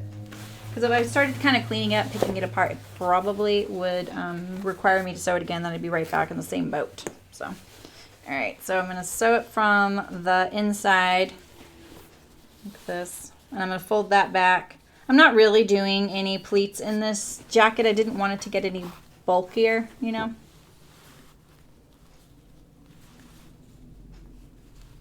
I definitely want to make sure it's folded back enough that you don't see the binding poking out. Okay, we can switch back to blue thread. Let's make it easy on ourselves later on.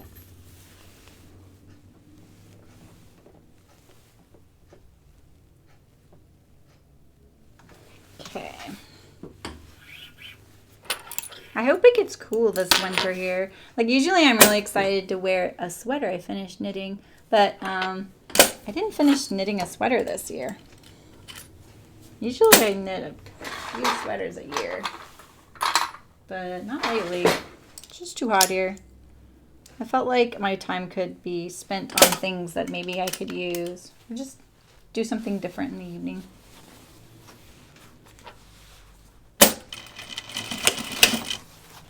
All right, I always sew things like this from the inside of the garment.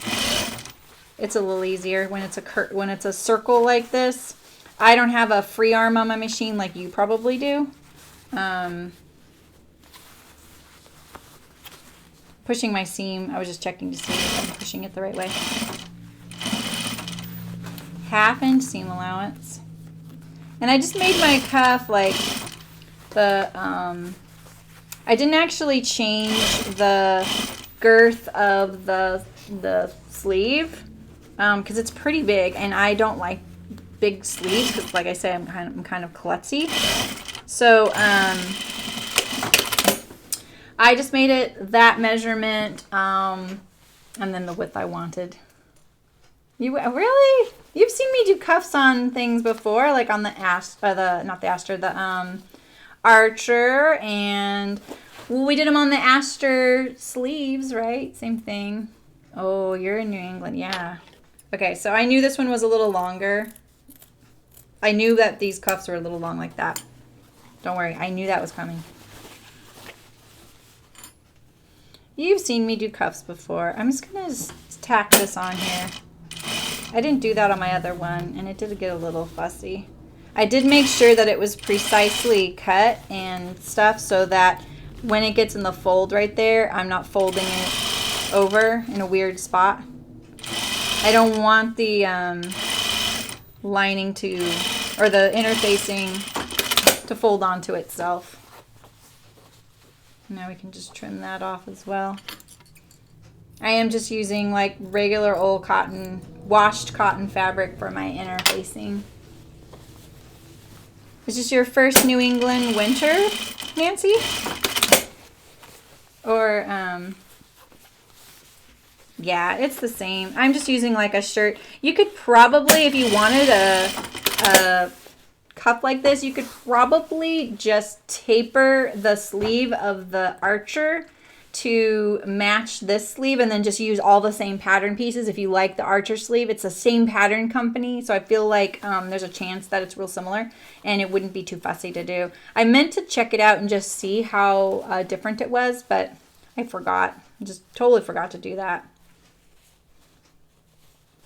All right, I'm going to, I kind of want to, let's see, I'm trying to remember how I used to do this. I used to have a trick for doing this because I really want that edge to be nice. And I feel like I used to leave it down so that when I turned it under, it was continuous. Or did I just hem it this way? Like, did I fold it up and then stitch it? I can't remember. I'm trying to remember all the old ways I used to do things. You know, like I already figured this out. Oh, you already had snow flurries? Oh my gosh. It's gorgeous here today. Fall is so nice here. It's just really a lovely time of year here. I'm in California. All right, I'm going to try one way and one the other way. See if I can remember. I've been trying to remember ever since making the Archers lately. I really want a 90-degree angle there. It looks a little wiggly.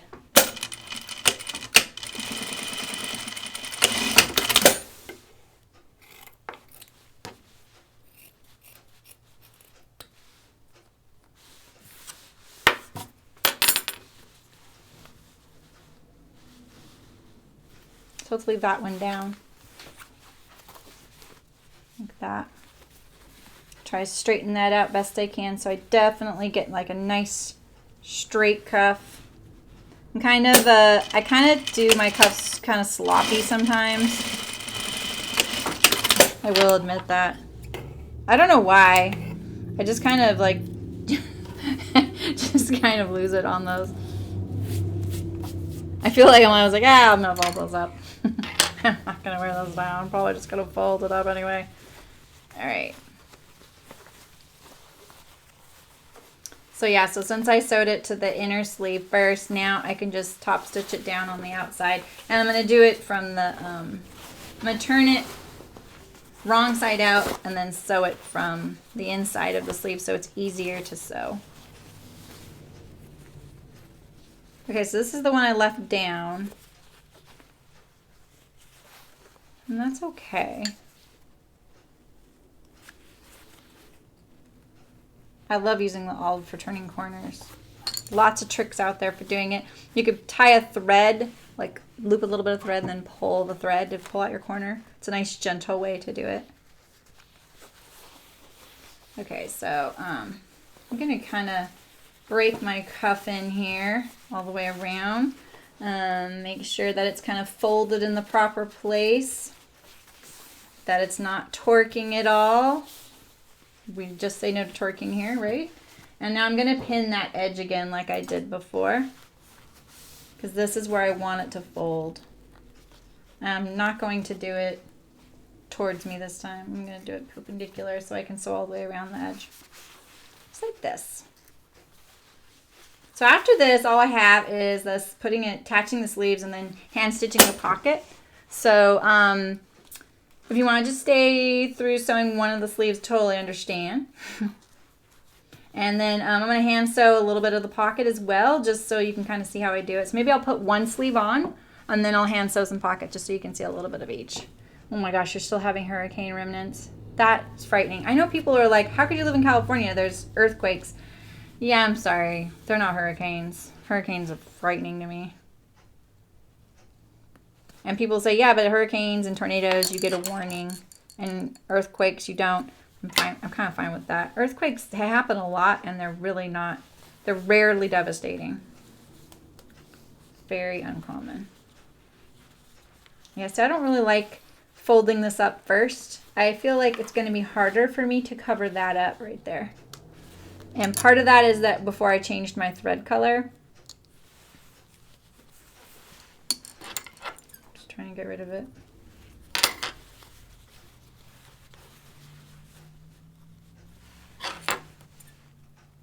All right.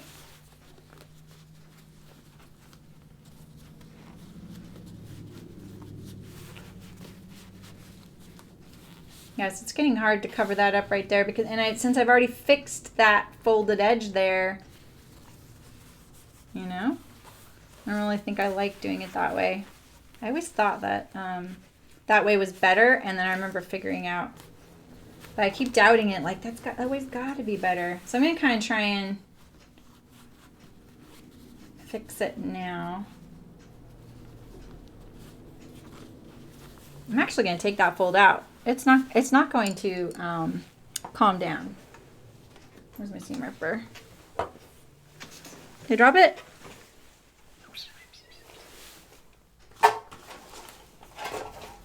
Where's my seam ripper? Oh well, just use my awl. Right here. I'm going to just leave it down. That way I have more adjustability when I go to sew it. I can kind of make it relax a little bit more, you know, and adjust the seam allowance from where it's turning under. Oh, well, that's good. I don't mind rain. Like, I used to live in one of the rainiest spots in the country. I love it. I like it when it's doing something. I don't like it when it's cloudy and not doing anything for weeks on end. Like just overcast and there's no rain, no nothing. I do get a little bit like, okay. All right, so, I'm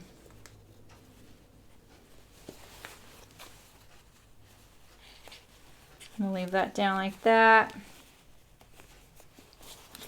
Fold it under now. I think it will behave a little bit better.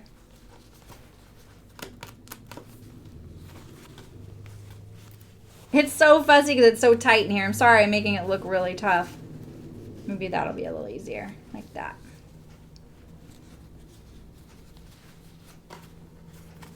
You see that though? There's something going on right here. Something's going on right here. I'm just gonna take this out. Sorry guys. I don't like the way it's pulling.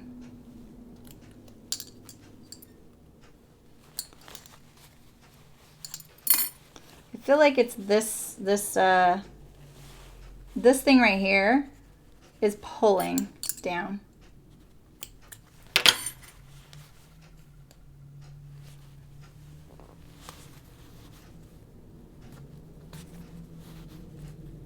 Like that. Let's see. Wish I could find my seam ripper. Must have gone off the edge. There we go. Get rid of these threads. It's already looking better. All right.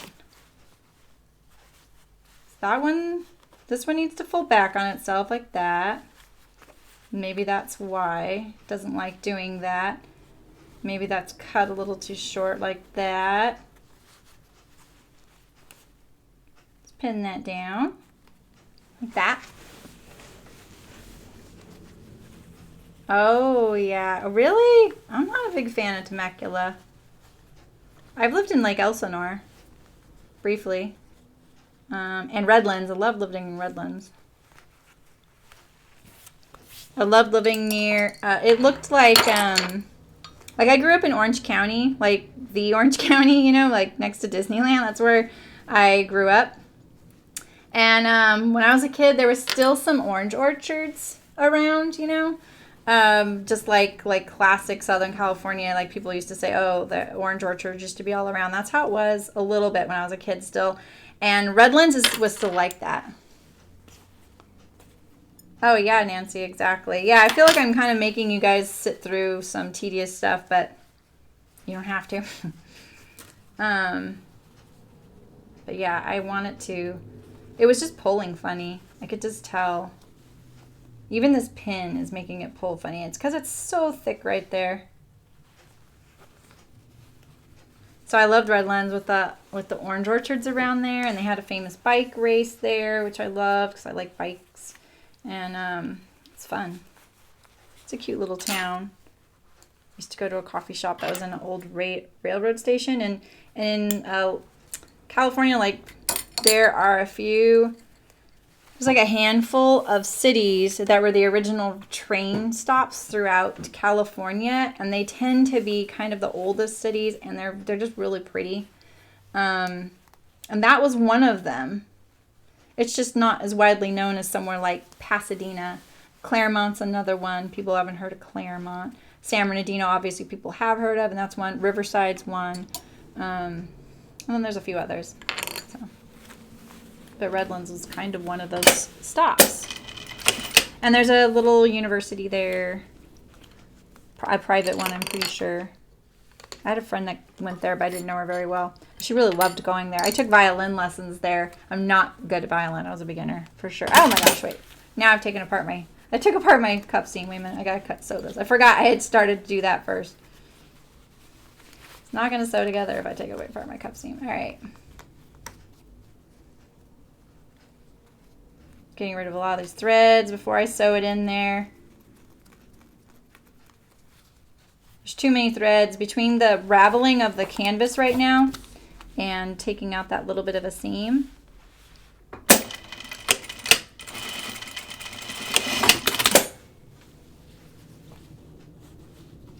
What I don't like about this canvas is when the seam gets a little tired, it gets a little like light blue. Do you see that? So. Oh, yeah. Oh, good. Yeah. Well, it's nice having you guys here. I really appreciate it. And people can always fast forward. Like when they're watching the upload, they can fast forward. Like I do that on streams all the time. Not streams, or just videos in general. You don't have to watch it word for word, right? Okay, so let's reattach this cuff right there. This is the collar all over again, isn't it? I'm gonna push. It's actually having that started already is kind of nice. All right, the collar, the cuff edge. I'm gonna get rid of those threads, or make sure that I can close them in the seam if they're ugly. And I'm actually right now like pulling this and making sure it's flat while I do it, because remember it was pulling funny, and that's what started this whole thing.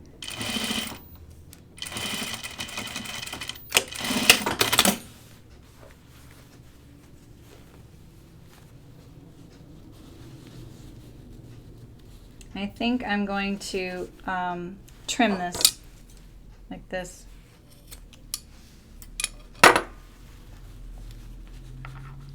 Because see all that thickness right there? It's pushing my edge.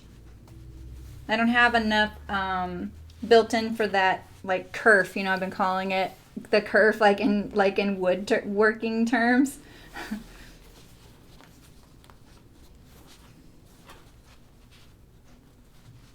I'm really going to have to tell it what I want it to do. But I'm the boss of this, right? That's what I tell people. You are the boss. You got to let it know who's the boss. And I feel like my sewing changed drastically in my like late 20s. It's more like I was like my mid 20s when I realized like I'm the boss of this. I'm going to tell it what to do. I'm not going to take no for an answer. It really drastically improved my sewing. Because sometimes I would just be like, oh, I'm just going to sew this and it'll all work out. Like, oh, that's not really what's happening. That's just what it looks like while I'm sewing it. And I don't know why I would kind of lie to myself about that. But then when I just started being like, no, I'm immortalizing this way, so there's no way it's going to fix itself. I had to be more honest. Like when I was more honest about like what was happening while I was sewing it, my sewing improved. I don't really want my start stop to be right there, so I'll start in the middle down here. I don't like my start and stops to be right there because it's extra thread. It makes it look messy. You've seen what my bobbin stitch looks like. Yeah, pound it with a hammer, exactly. I'm the boss. And it is a really fussy little spot to work on.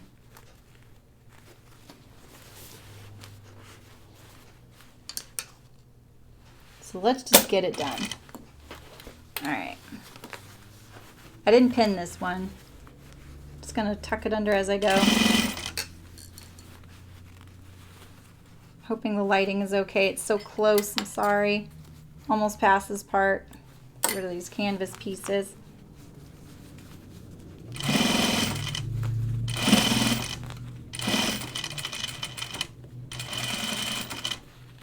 Take out these pins.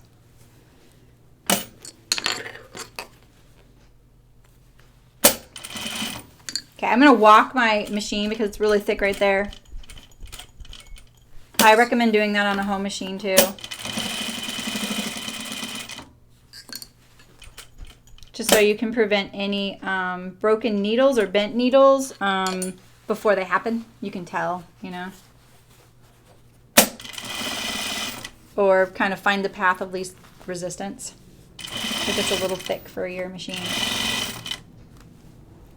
Ah, so much better that I pinned perpendicular. They're not poking me. Try and keep this as straight and flat as possible. And because I pinned perpendicular, I can just sew right over those when I can't let go because I'm holding my other thing. Ooh, good catch. Move my big scissors.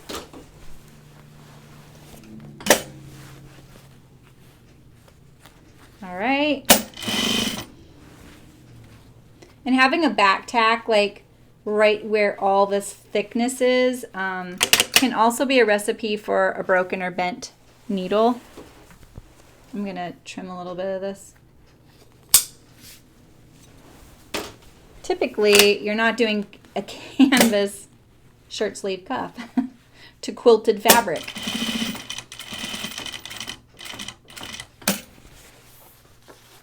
There we go. All worth that fussiness to make this easy to sew in, right? You know?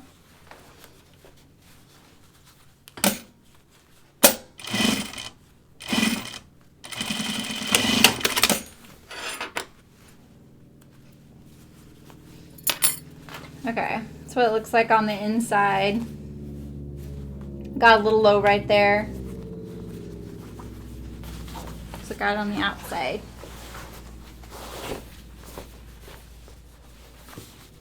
There we go. You can see that's how my cuff is. So let's see, it's this one. No, it's this one. Yeah. What's that? Oh, oh my gosh, did I do that wrong? Wait a minute. I may have flipped my pleat. I think I did. Yeah, it goes like that.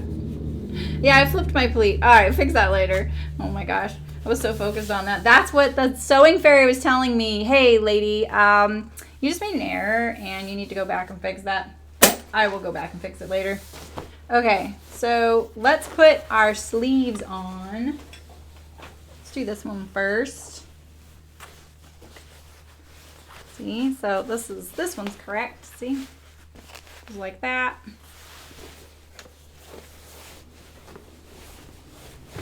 It's looking good. This is my right sleeve. This is my right garment over here.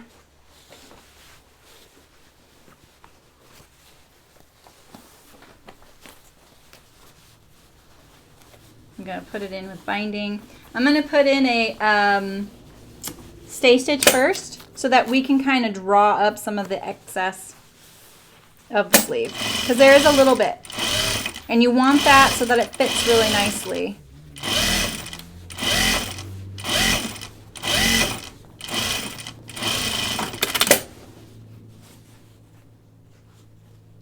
It's going to be a little bit tricky. I should have left a longer tail. A little bit tricky to pull because it's so thick, but I just realized I probably have a shorter stitch length too, but it's okay. Where's my start? Whew. I'm actually going to do that again. I'm going to make my stitch really long. It's just too thick otherwise. I have a little bit of room here. Do it just inside that one. Oh, that's much longer. See that? That'll be a lot easier. The problem with doing a really long stitch is that you don't want to have gathers. And when your stitches are bigger, you can tend to have more gathers and puckers that are harder to make smooth and flat. But with this thick of a fabric, there's no way I would have gotten away with using such a small stitch. I use a small stitch for something like the shirt I'm wearing now because it's a tight, lightweight woven cotton. Okay, which one is the one? This is it right here. It's hard to see. I could switch to my other thread color and then it would be a little easier. I'm actually just going to keep pulling on the side and hope my thread doesn't break. So if you don't want your thread to break, make sure you ooch along the stitches and kind of support it as you go.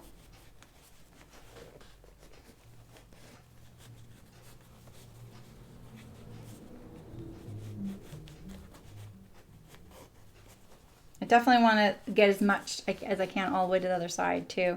I can always take them out, but I can't really add too much back in there once I'm already sewing my sleeve.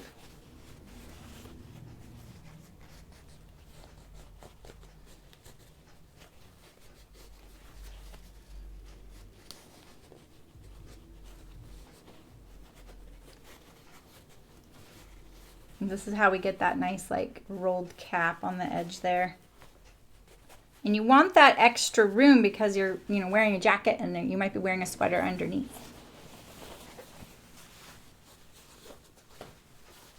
All right.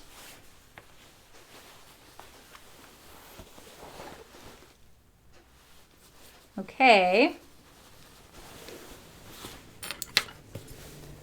Oh, bummer, I have to fix that little bit of a sleeve thing right there. That little piece of bias, just flip the other side.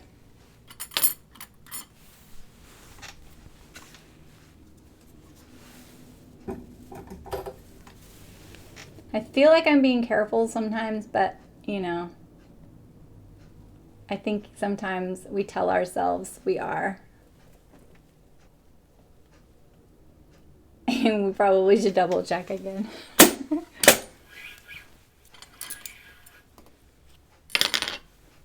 So we'll do this one sleeve, and then I'll do a little bit of hand sewing on the pocket just so I can let you guys go.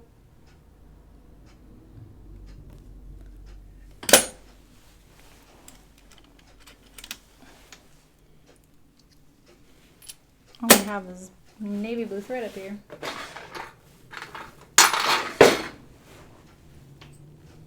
I'm starting to get so many other colors of bobbins that I don't need for chicken boots. I better be careful or start changing my thread more often so I can use it up. Alright, so let's look. I'm just going to kind of do a cursory glance and see how it's fitting in the armhole. Looks pretty good. Just with the little bit of gathers that I did. I want to make sure that I have some gathers on both sides of the sleeve, but mostly up here at the cap, and no puckers once I sew it in, just like that. It's a lot of thickness, and I think I'm going to stagger the seam right here because of that thickness. Otherwise, it would probably be too much. Yeah, exactly, Nancy. Oh, thanks. I know, but you know, it's easy to doubt someone when they're starting to have little mistakes. Oh, I don't want to do, yeah, I do actually. I'm going to fold under my end like that. But I'm going to start it kind of away from this juncture so I don't have even more thickness of bias, you know, right there.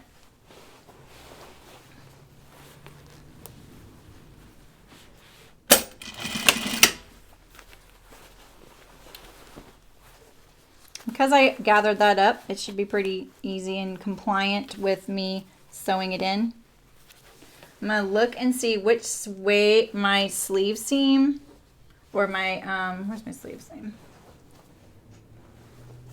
is going. I'm going to feel inside here.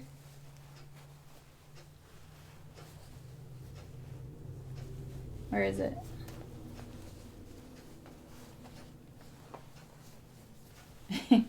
Oh, there it is right there. So it's going that way.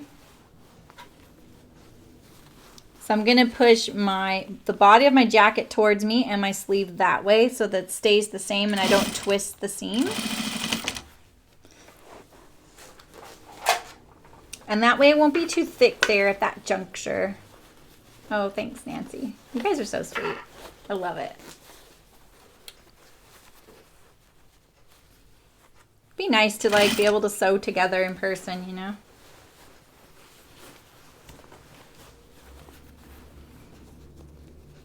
I'd love to hang out with like local sewing groups and stuff, and I'm trying to figure that out. It's just tricky because I use this machine, you know? And you all know how I feel about hand sewing. So it would be kind of funny if I went there to knit, hang out with sewers, you know? But I could also just like work on updating my little sewing planner book and like putting my notes in there for all the projects that I've been doing, because I get behind on that just like anybody else. And I do like writing down like, oh, I need to change my stitch length back. I do like keeping track like of what I sewed, any thoughts I had, whether I had pre-washed the fabric or forgot, like that one project, and what happened when I, you know, like how that went, you know, stuff like that. So I could probably do stuff like that. And I'd love to be around other sewers because I learned so much from being around other sewers, especially quilters. I don't know anything about quilting. I know enough to know that I know nothing about quilting. And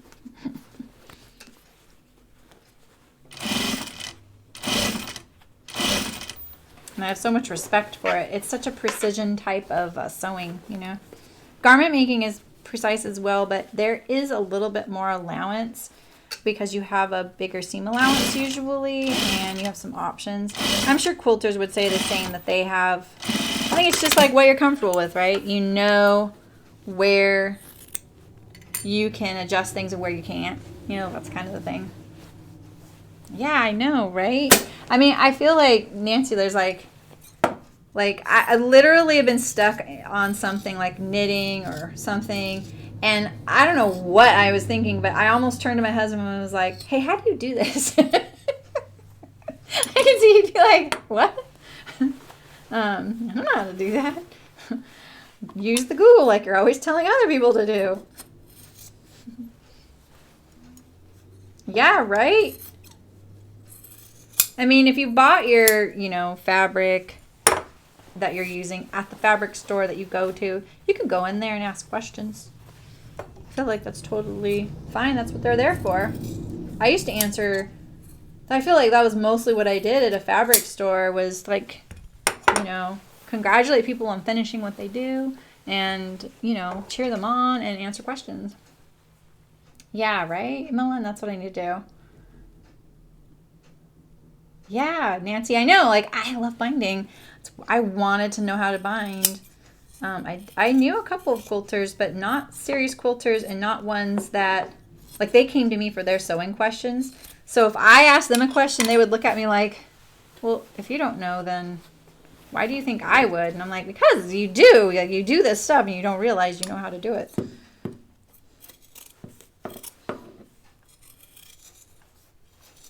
Yeah, and you know, a lot of times the most experienced sewer I might know doesn't speak the same language as me, and I would still like go up to them and be like, do you know how to do this? You know, and I would show them, and they would try and explain it, and it was kind of fun. I really loved that kind of, you know, communication process, trying to figure out, like, speak a common language over something we both know, even though we don't speak the same language.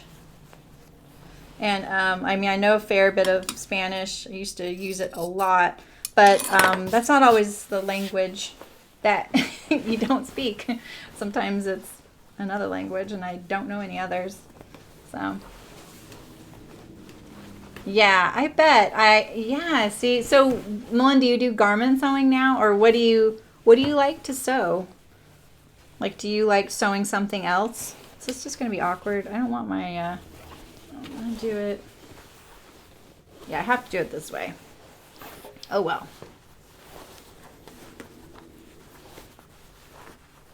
Don't really ever bind sleeves, so it's kind of like doing a French seam, huh?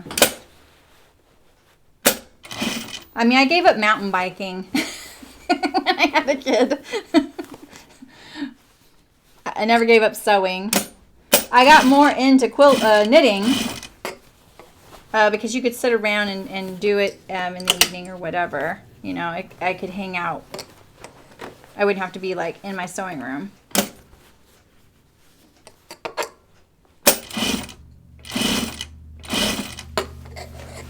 Oh my gosh, I made a queen size quilt. Yeah, exactly. Yeah, see, I have this one quilting project in my unfinished things. It's my only unfinished sewing project I really have. It is queen sized, and I'm just like, it just is so much work to cut out one flippin' square. And then when someone asked me, like, well, what quilt pattern are you doing? I kind of explained it. They're like, oh, you're doing the, I think it's like, I don't even remember the name of it. But they were like, oh, why did you pick that as your first quilt? Because every single square is different. What I should have done was pick a quilt pattern where every square was exactly the same, and all I did was change the fabrics. You know what I mean? Oh, yeah. I really like knitting. I think it just comes from having, like, the garment background that I have. I really like the idea that you're kind of sculpting the garment as you make it. Like, you're kind of knitting it into its shape. That's really fascinating to me. But I find a lot of knitting patterns really frustrating in that I don't feel like they know sizing very well. And when I hear about some knitting designers talk about sizing, I get a little frustrated because they apply some logic that's not correct. And I can tell when one designer's using another designer's, like, technique, you know, and it's like, that technique does not work. And there's some really popular designers out there that I really love their designs, but I do not like the way their things fit. So that's just my own personal feeling. I think having the garment background kind of ruined some of that for me. And I don't know anything about knitwear design, you know, so it's not like I can say, hey, that's wrong. I just know the fit isn't correct, the way they're doing the shoulders or the way they do the armhole or the sleeve, you know. Oh, you teach classes in knitting? Oh my gosh, Melon. That's awesome. All right, here's my sleeve. Here's my armhole. So again, I really like doing a continuous armhole rather than putting the sleeve onto the body and then doing the entire underarm. Could totally do that. It would be a lot less fussy to sew. Like you just saw me, it was a little bit fussy. But let's see how the coat is coming. It's pretty good. Let me try it. In my picture on Instagram, I don't even have the side seams, so. Oh.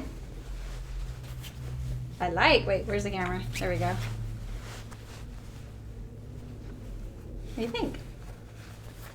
I'm using the camera as a mirror, and it's like backwards. Okay, it goes this way. Pretty cute. Wait, which one? This one's one. That's someone. I've just been doing it for a long time, Nancy. That's all. I'm not really that advanced. I kind of let go of certain techniques that I used to work on. Okay, so I'm going to hand sew this a little bit. So you can see there's many other ways to hand sew. Do not take my techniques as the way to do it. But if you are not a hand sewer, you will see you can get through it. I'll bet in Sweden it is much more customary that that more kids knit, and it's just a very common part of the makeup of the world, right? Okay, so this is how I like to thread my needle. I did 2 layers. You do not need to. You'd get a more delicate. Oh, thank you. Yay, thanks you guys. I just saw your comments. Like there's a little bit of delay. So you'd get a more delicate stitch if you don't use 2 layers of thread. But I am going to, because I really want it to be sturdy since it's my pocket and I'm going to be putting things in there, and I'm really, really rough on my clothes. I can't stress that enough. I catch them on doorknobs and the little stops of doors. I'm ripping things all the time. Like I'm telling you guys, I'm an absolute klutz. So I'm going to really reinforce it. So what I do is I put 2 threads and 2 ends. If you have an eye of your needle big enough to put 2 ends through from this point, and then my first stitch I go through, and then I go through that end tail to make kind of a loop. And so I'm going to kind of do it on the back of this welt right here, because this isn't going to show.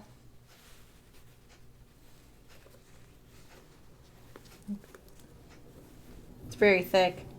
And so now I go through my loop, and that's how I start. The other way I sometimes start, this is how I was taught by that woman in the alterations, is I go like this. So say it was not attached yet, I would go till my end was just poking out, and then I would just do a few stitches like this over and over, kind of like you're sewing a button on.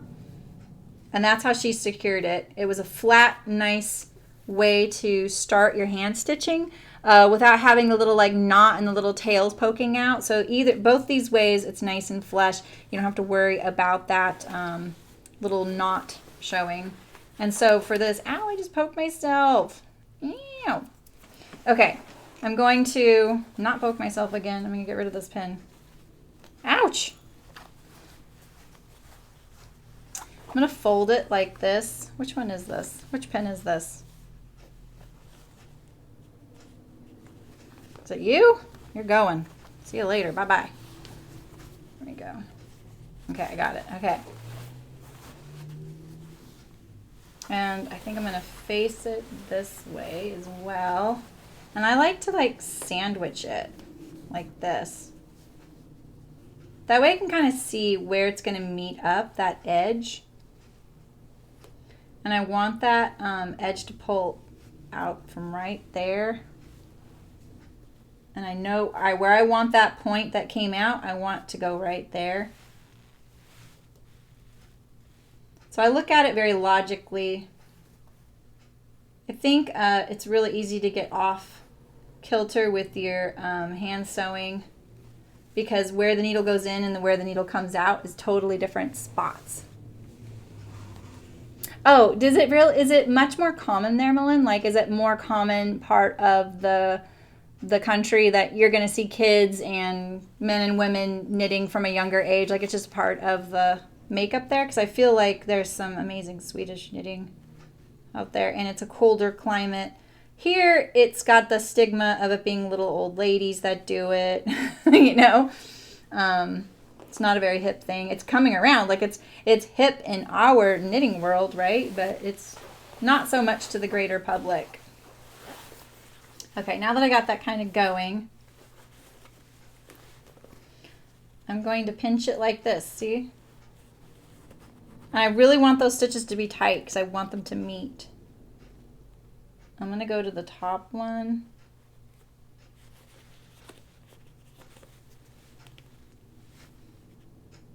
And then where this thread came out, I want to go in on the other side to match it. There are like much better ways to hand sew. This is what I've figured out just by trial and error, just kind of looking at it scientifically in a non-scientific way.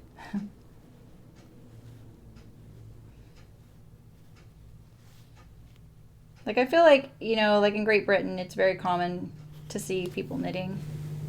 Canada maybe. Here, not so much, you know. If I'm knitting at like, if I went to a soccer game and I was knitting, people would definitely say something.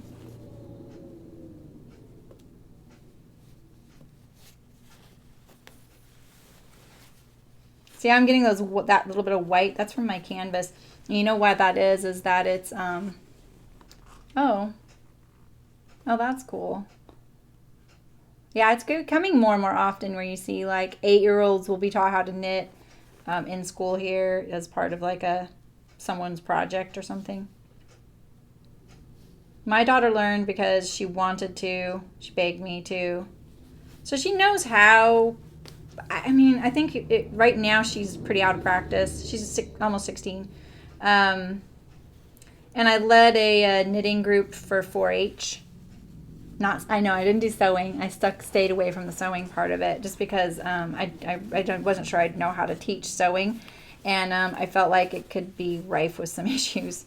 All right, I'm getting a little bit of puckers, which I'm not a big fan of, so I'm gonna kind of try and get rid of that by, like, I'm not shy. Like if I don't like the way this looks hand sewing wise, I will do it a few times.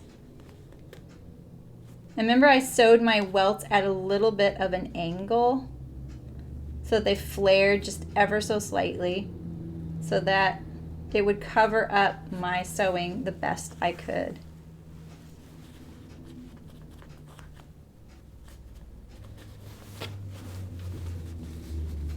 I don't really like that whiteness.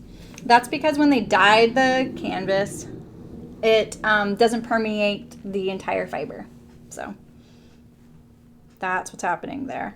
And that's why you wouldn't want to like print something the color, because the print is only on one side, right? That's what, you know, why. And that's also why like you can snag printed fabric and then you'll see like a run in the printing. Like one little tiny thread. My needle came unthreaded, so I'm trying to get it back in there. So like that, like this is looking a little too puckery for me. In fact, yeah, now that it's unthreaded, I'm gonna pull out a little bit. Let's see. This is also why I like threading the needle this way. You can fix things, unless you get a little knot in it, and still re-thread the needle and keep going, and you don't have your tail to deal with.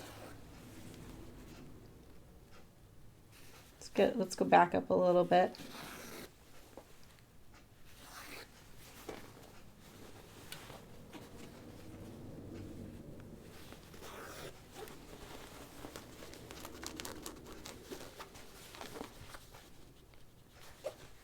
Okay. I'm going to aim for right about here this time. I'll just do a little bit more and then we'll go to the inside and I'll show you how I did my pocket. This is the tiniest eye. Like I have been meaning for years to buy more needles. I don't know why I have these needles. I've had them forever. It was the only pack my store probably sold at the time. And they've lasted me forever because it was like 95 needles. And the eye on these needles is so tiny. I've always hated them. See that little bit of canvas? I don't like it. Oh, I think I just made that much worse. Okay, now I need to cover that up. That little thread, it's like one of the little weaving threads of my canvas coming undone there. It's really good canvas, but the thing is like it's a very open weave. There we go. I'm going to try and get into this little valley right there. We all know how much I hate hand sewing, right? So I feel like I'm going to do my best. And I think when you break in your jacket, when you've worn it a bit and it's been washed a couple of times, this kind of stuff just starts looking really normal. That's why I relax about it. Like, we know that you can normalize the way something looks, and we notice the errors or the things that bug us. Nobody else does. You know, nobody else knows those things. It's like I almost want to like dye that. You know what I mean? Because of the little bit of fibers making it look tired. I'm going to go back to there. I'm going to get my needle inside the welt. Actually, I'm going to do one more stitch up here.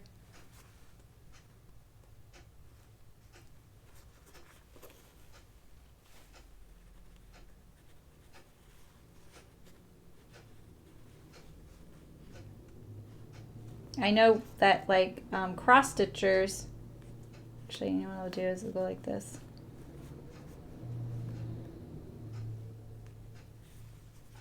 Cross stitchers, you know, they have like needle preferences, you know what I mean? So I know that you can get nicer needles. You can get, they come in like sizes, and I know needles come in sizes, obviously I know that. But for hand sewing, they have their preferences, you know, and so I just need to find what I like. There's a little tuck here. I don't know if you can see it.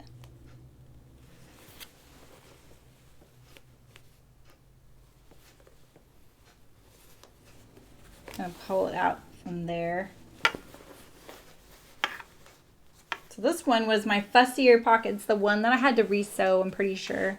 Color the Sharpie. I've done that with black, you know, when I had a little bit of white thread somewhere on like a little personal project I was trying to finish really quick. It's like, eh. Especially like a costume you're only going to wear once. Yeah, I probably could get away with the Sharpie with this blue. But better to check it. Okay. Yeah, it's okay. Not my best, but it's also that fussier pocket, so I'm not gonna stress about it too much. But what I am gonna do is do my back stitch on the inside like this. Because see, look, I had to do my pocket wrong sides together, which is so counterintuitive, you know, because I really wanted it to, because if you want your pocket lining to show on the inside, that's what you have to do. And I don't think they really call that out in the instructions like really boldly, because probably it's more logical to other people that of course that's what you would do, and it wasn't to me. Because, you know, when you're doing a jacket, generally your lining is separate from your outer. You know, you don't do it a quilted thing. How's that look? Looks okay. All right, so then I have this other one over here, and then I have the inside here. So the way I pinned it, I really want it to make sure that it's relaxed underneath. Because see, that welt really makes a divot there. And I just turn under that raw edge. Because remember, I ended up needing to do it that way because I doubted doing it right sides together, which would have worked. And I did sew it that way once on stream. I just didn't stick with that because it looked really weird, and then I realized, no, that was okay. It just is really awkward. This little spot is really awkward because you're actually folding it along an imaginary line right here. You're lining up this, and then whatever's left over, you kind of push your pocket above it, and it encapsulates this raw edge here. So it is very awkward. It's a really unique way to do this kind of pocket. Ouch, I just keep poking myself. So I would just go around and definitely poke into the seam. My birds match okay. You know, it could be better on this one. It was really hard to figure out where to cut it. So then when I go to sew it, I've lost my little like handy dandy, you know, like loop right here. So I'm just going to start it this way and go that way. And then I'll pin that by the time I get around there. Because I'm not going to finish it with you guys. I'll just do a little bit. So this is how I would start this without having a knot in my thread, just so I don't have that little tail like poke out, you know. Just go to my edge there. I'll leave a little tiny bit, which I can cut eventually, and it will be fine because it's not next to the knot.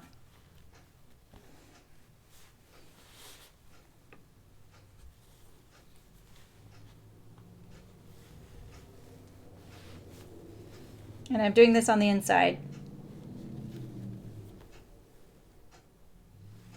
That is secure enough. It really is. It works for almost anything. Okay, and so same thing. I'm going to fold it like this. And I'm just going to grab the cotton. And I find it looks better if I do a bunch of stitches at once like this. I try and keep them kind of small.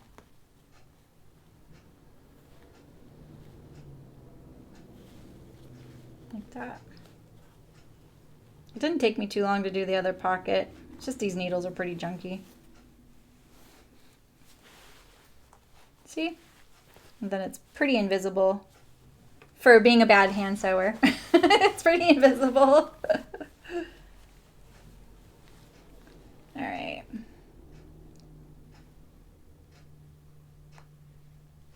So do you think any of you are gonna do a tamarack?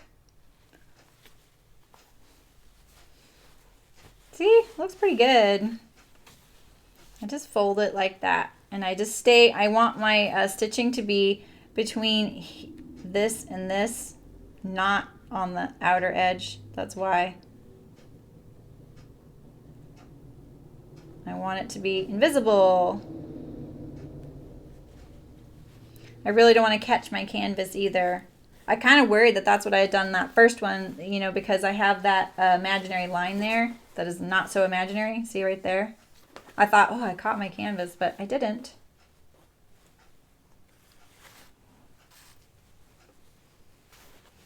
All right, you guys. No, you can oh, so it has a patch pocket. Well, you wouldn't want to do that because when you oh yeah, you could totally do that. You could totally do patch pockets. They say that you can do that. You may have to hand stitch them on, or what you could do is you could sew the patch pocket on and let the stitching show on the outside and just use it as a detail. It'd be really cute. You could just kind of take it into consideration with your quilting. That'd be really cute, you know? But you could totally do patch pockets. You could not do pockets at all. You could do patch pockets on the outside of the garment. My friend Rebecca did her welt pockets at an angle, which I really loved, and I really wanted to do on mine, but I didn't want to do something too different. I was already adding the collar and the cuff, and so I didn't want it to be too different. But yeah, you can do it. I would look at that hashtag and see all the ways people do it, because welt pockets are pretty intimidating. They're really good to have in your sewing quiver of things that you know how to do and you try once. And I love Grainline Studios patterns. I feel like they're really spot on, but I do feel like there are better ways to sew the welt pocket on your first project than probably this one, or I would do a practice one. Yeah, awesome, Melanie. I hope you do. I hope you let me know and show me what it looks like if you do. I think like there's so many really great variations on this particular jacket because it's been out in the world for a while that lots of people have gotten their hands on it. And I think it also appeals to quilters, which is great because a lot of quilters just don't want to sew garments. They're just not interested in that. And same with garment sewers, they're just not interested in quilting. And so I feel like this has a lot of really great crossover, you know, because they can actually take some of their quilting and make it into a jacket. Or what if they have a quilt that didn't work out? They could cut it up and use it. Oh, and then making the welted opening on the outside. No, you couldn't do that. You'd have to do, because your welt is like it's like a hole right through the jacket, and you need that to be able to manipulate it. If you just don't want to have to hand sew the pocket like I am, you could bind this edge. You could just bind it. You could even just turn it under and edge stitch it and then let it hang free. That's totally fine. You'll see people in the hashtag have done that. I wanted mine to be more invisible. That's why I'm hand sewing it down, you know. So, and also because, you know, I'm such a crybaby about hand sewing that I figured it would be a good exercise, you know. So yeah, just sewing to the lining on the inside and then make the welt. No, you couldn't do that. It wouldn't work. You would cut right through your pocket, and you have to be able to stitch on your jacket, and you would stitch your pocket shut probably if you did it that way. Pretty sure if that's the way you're thinking of it. So, but like I said, you don't have to hand stitch it down. It can be totally loose. I see those. Those are pretty cool too. I saw some that use like nice satin binding. It looks really classy. It's a contrast. No one's really going to see the lining of your jacket, let's be honest, unless you're like, look, you know. So you could do whatever you want in there. You could even quilt your jacket like this. Not use a fun lining at all, and then lay another piece of fabric on top here and like do your whole pocket and then line your jacket. You could totally cover up the quilting on the inside. I use cotton quilt batting. Yeah, see, Nancy, I do too.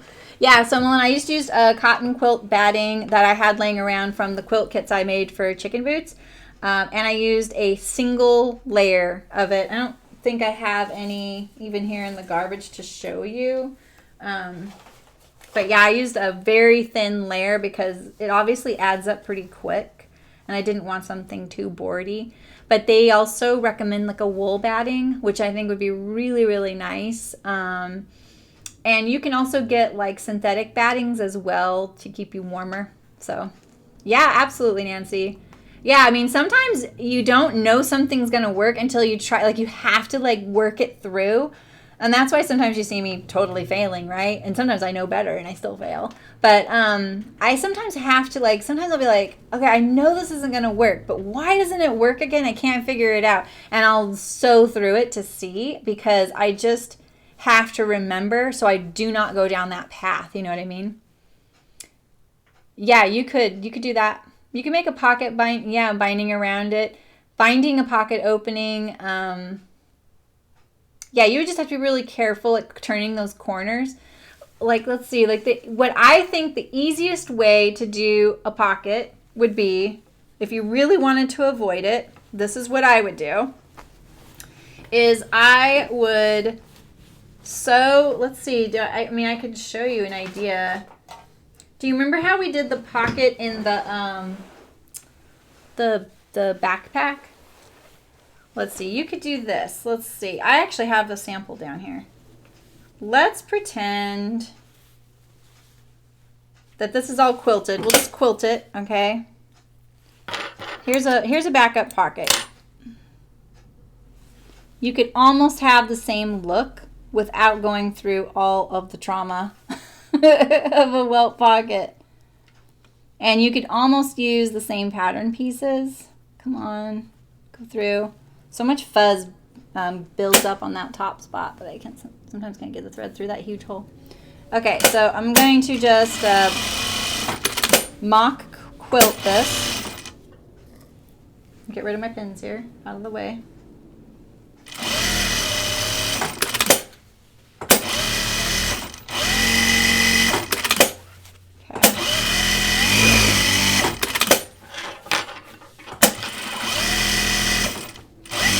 All right, so there's our pocket, our jacket. So let's say we want a, let's see, we'll do this. Okay, we're gonna pretend like this is all one piece. So I'm just gonna sew it together for now.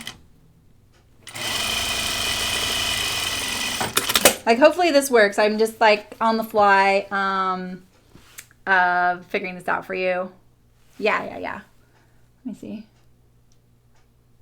Yeah, you could pre-wash the batting. I think they actually mentioned that, and I did not do that. All right, so remember how on the backpack we like sewed the square through the lining, kind of like what you do on this one too. So I'm just gonna wing it. I don't know where this line. We're gonna pretend like that seam's not there. Okay. I'm just gonna make a square. Like you could mark the square, make a nice square. I'm gonna do a really thin square, like a really narrow one.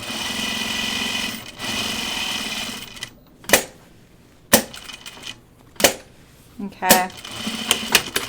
Really narrow little square. Let's see if I can do it with a narrow one. Okay, we need our slit. You could actually maybe not even do a rectangle, maybe do like a point there. Let's try that. Before I cut it, I'm gonna go to a point, kind of like a mouth. All right, and same with over here.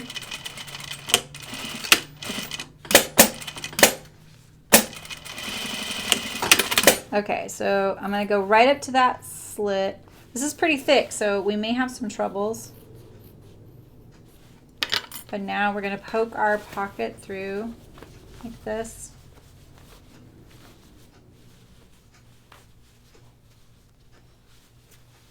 All right, so we could probably, oh yeah, we found we needed to look at both sides before we turned it. Make sure that the slit happened on both sides. So let's see if our alternate pocket idea could work if we really want to stay away from that welt. So you may have some little bits of weirdness there.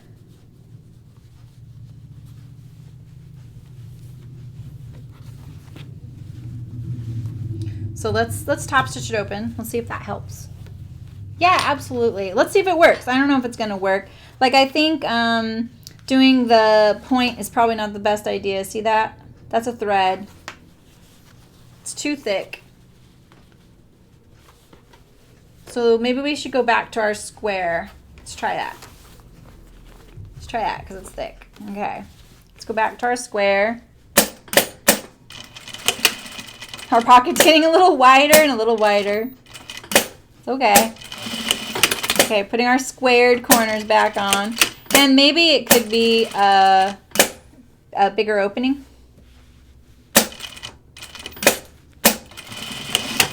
Okay, so let's go into our corners this time. Because now we're going to give the fabric a place to go. We gave it a little bit of room for the turning. Okay, flip it and let's check it on this side because that's what we learned with this thick fabric. It's really hard to see if you got all the layers. I'm going right through a stitching line right there, so it's a little awkward. Wish these, I need to get these scissors sharpened. Okay. So, and you wouldn't want to go right sides together because you will get this look. You would want to go wrong sides to right sides. Let's top stitch the pocket opening.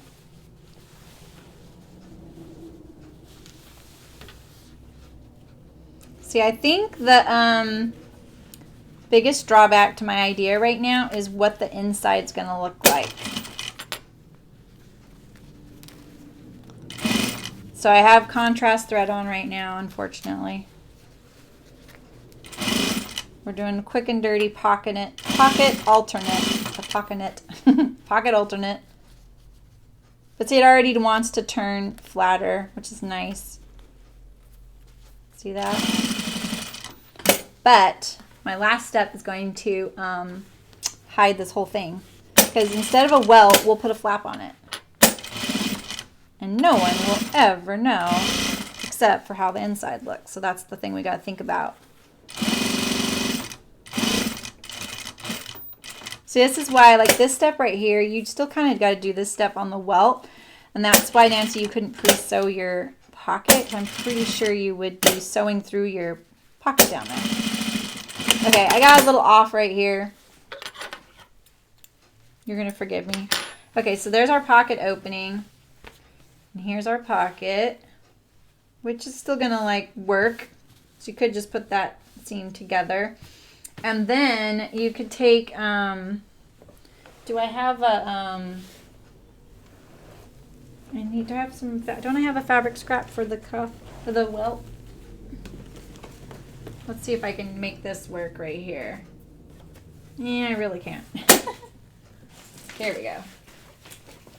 Let's see. Okay.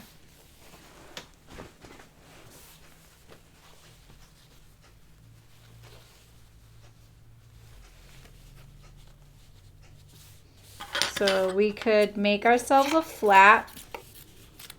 So I would just take the welt piece and make it wider this way.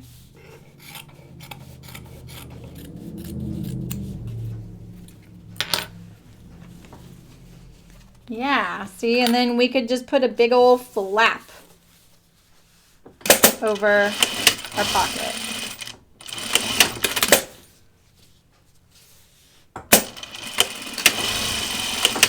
Now you could sew this whole flap like right sides together, leave a little opening right here, and then turn it right sides out. And then you could top stitch the edge here.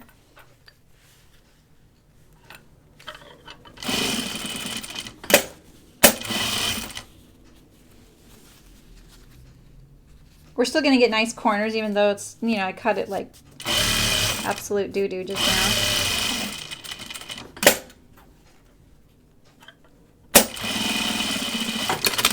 And now I can put a flap over it. So this is how I would do the flap. Make sure your pocket's out of the way. And so center it over there. Right side. Actually, I would have put this a little higher. I'll show you why in a second. Yeah, I know I got some tucks. Put it up a little higher actually, because then I would go back and I would top stitch it down to encase all of this right here.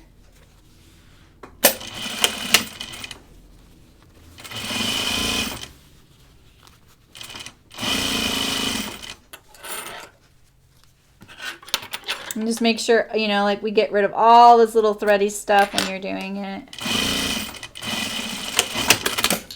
And now you have a pocket with a flap.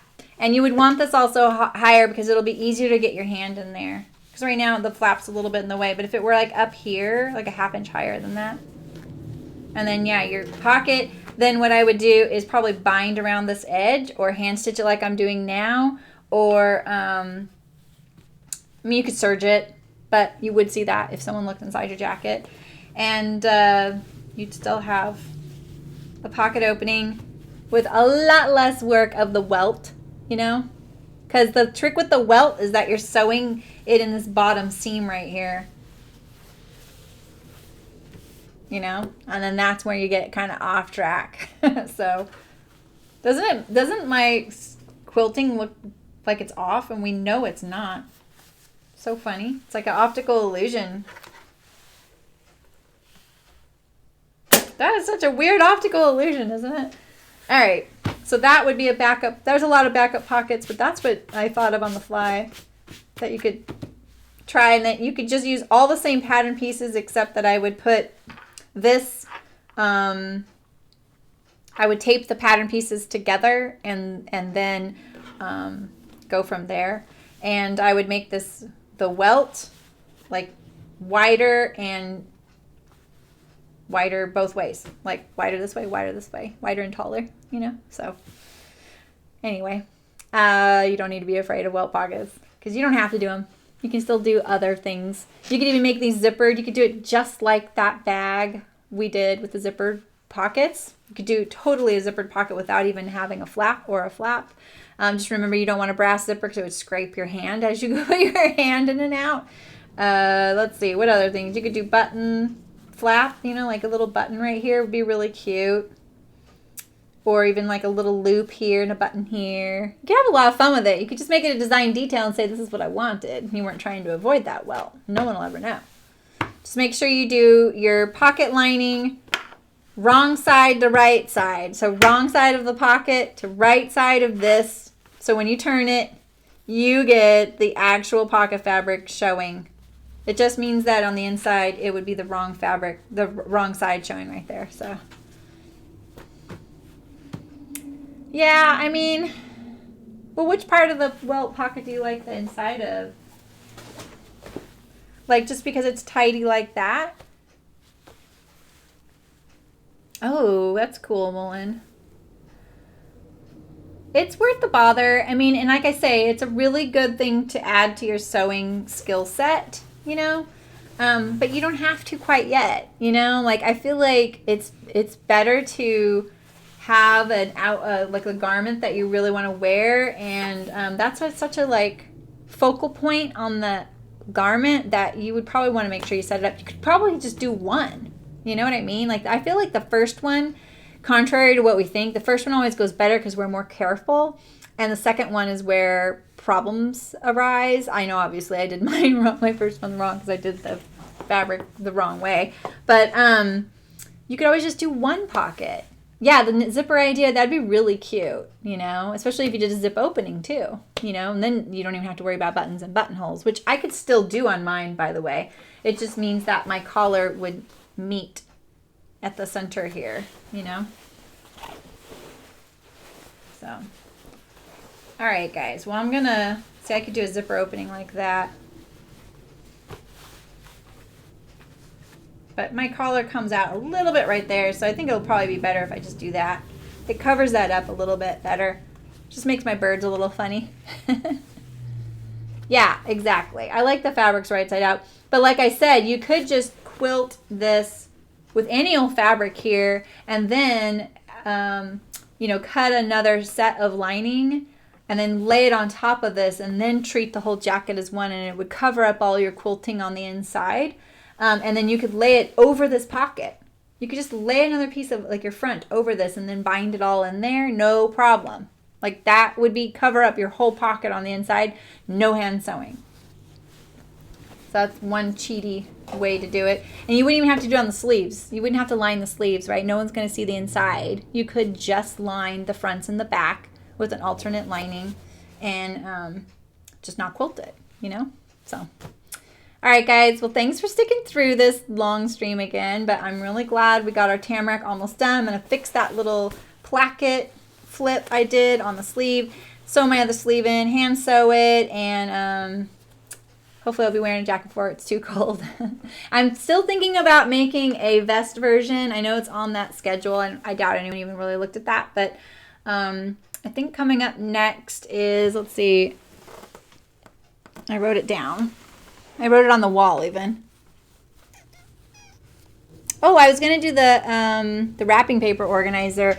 It turns out that I may have jury duty this week. So that I'm not sure about my schedule next week. I will find out more tomorrow. It may end up pushing a lot of things back. So sorry about that. It came up right after I made that schedule. You know, best laid plans. So, thanks, guys. I'm Saramy, and you can find me on Instagram. You can sign up for my newsletter on the Chicken Boots USA website in the Sewing Stream tab, not the Chicken Boots one. And you can keep up with what I'm doing. And I hope that you guys make a Tamarack. I hope that you show me if you do. I know they're doing that casual sew along, so a lot of people are already in process, so... yeah, me too, Nancy. I think it turned out really good. I really like the way it feels. I think it's flattering, and it's comfortable, and warm. It's probably just the amount of warm I need here, too, because it's so warm here. So, but yeah, it's pretty good. I just need to make sure I don't accidentally leave it on at my mom's house, because I'm telling you, she really likes birds. So I think she'll be like, will you make one of those for me in my size in green? I can already hear it. So I would totally do that for my mom. So, all right, guys, take care. Have a great weekend. I will see you Thursday. I'm pretty sure I can stream either way on Thursday. We'll just see what I'm doing, and hopefully jury duty goes really quickly and you see me soon with our plan. I really want to make that wrapping paper organizer because I need one really badly. I don't know about you, but I need one. And it'll be a free downloadable pattern. So, all right. Take care, guys. And I'll see you soon. Take care.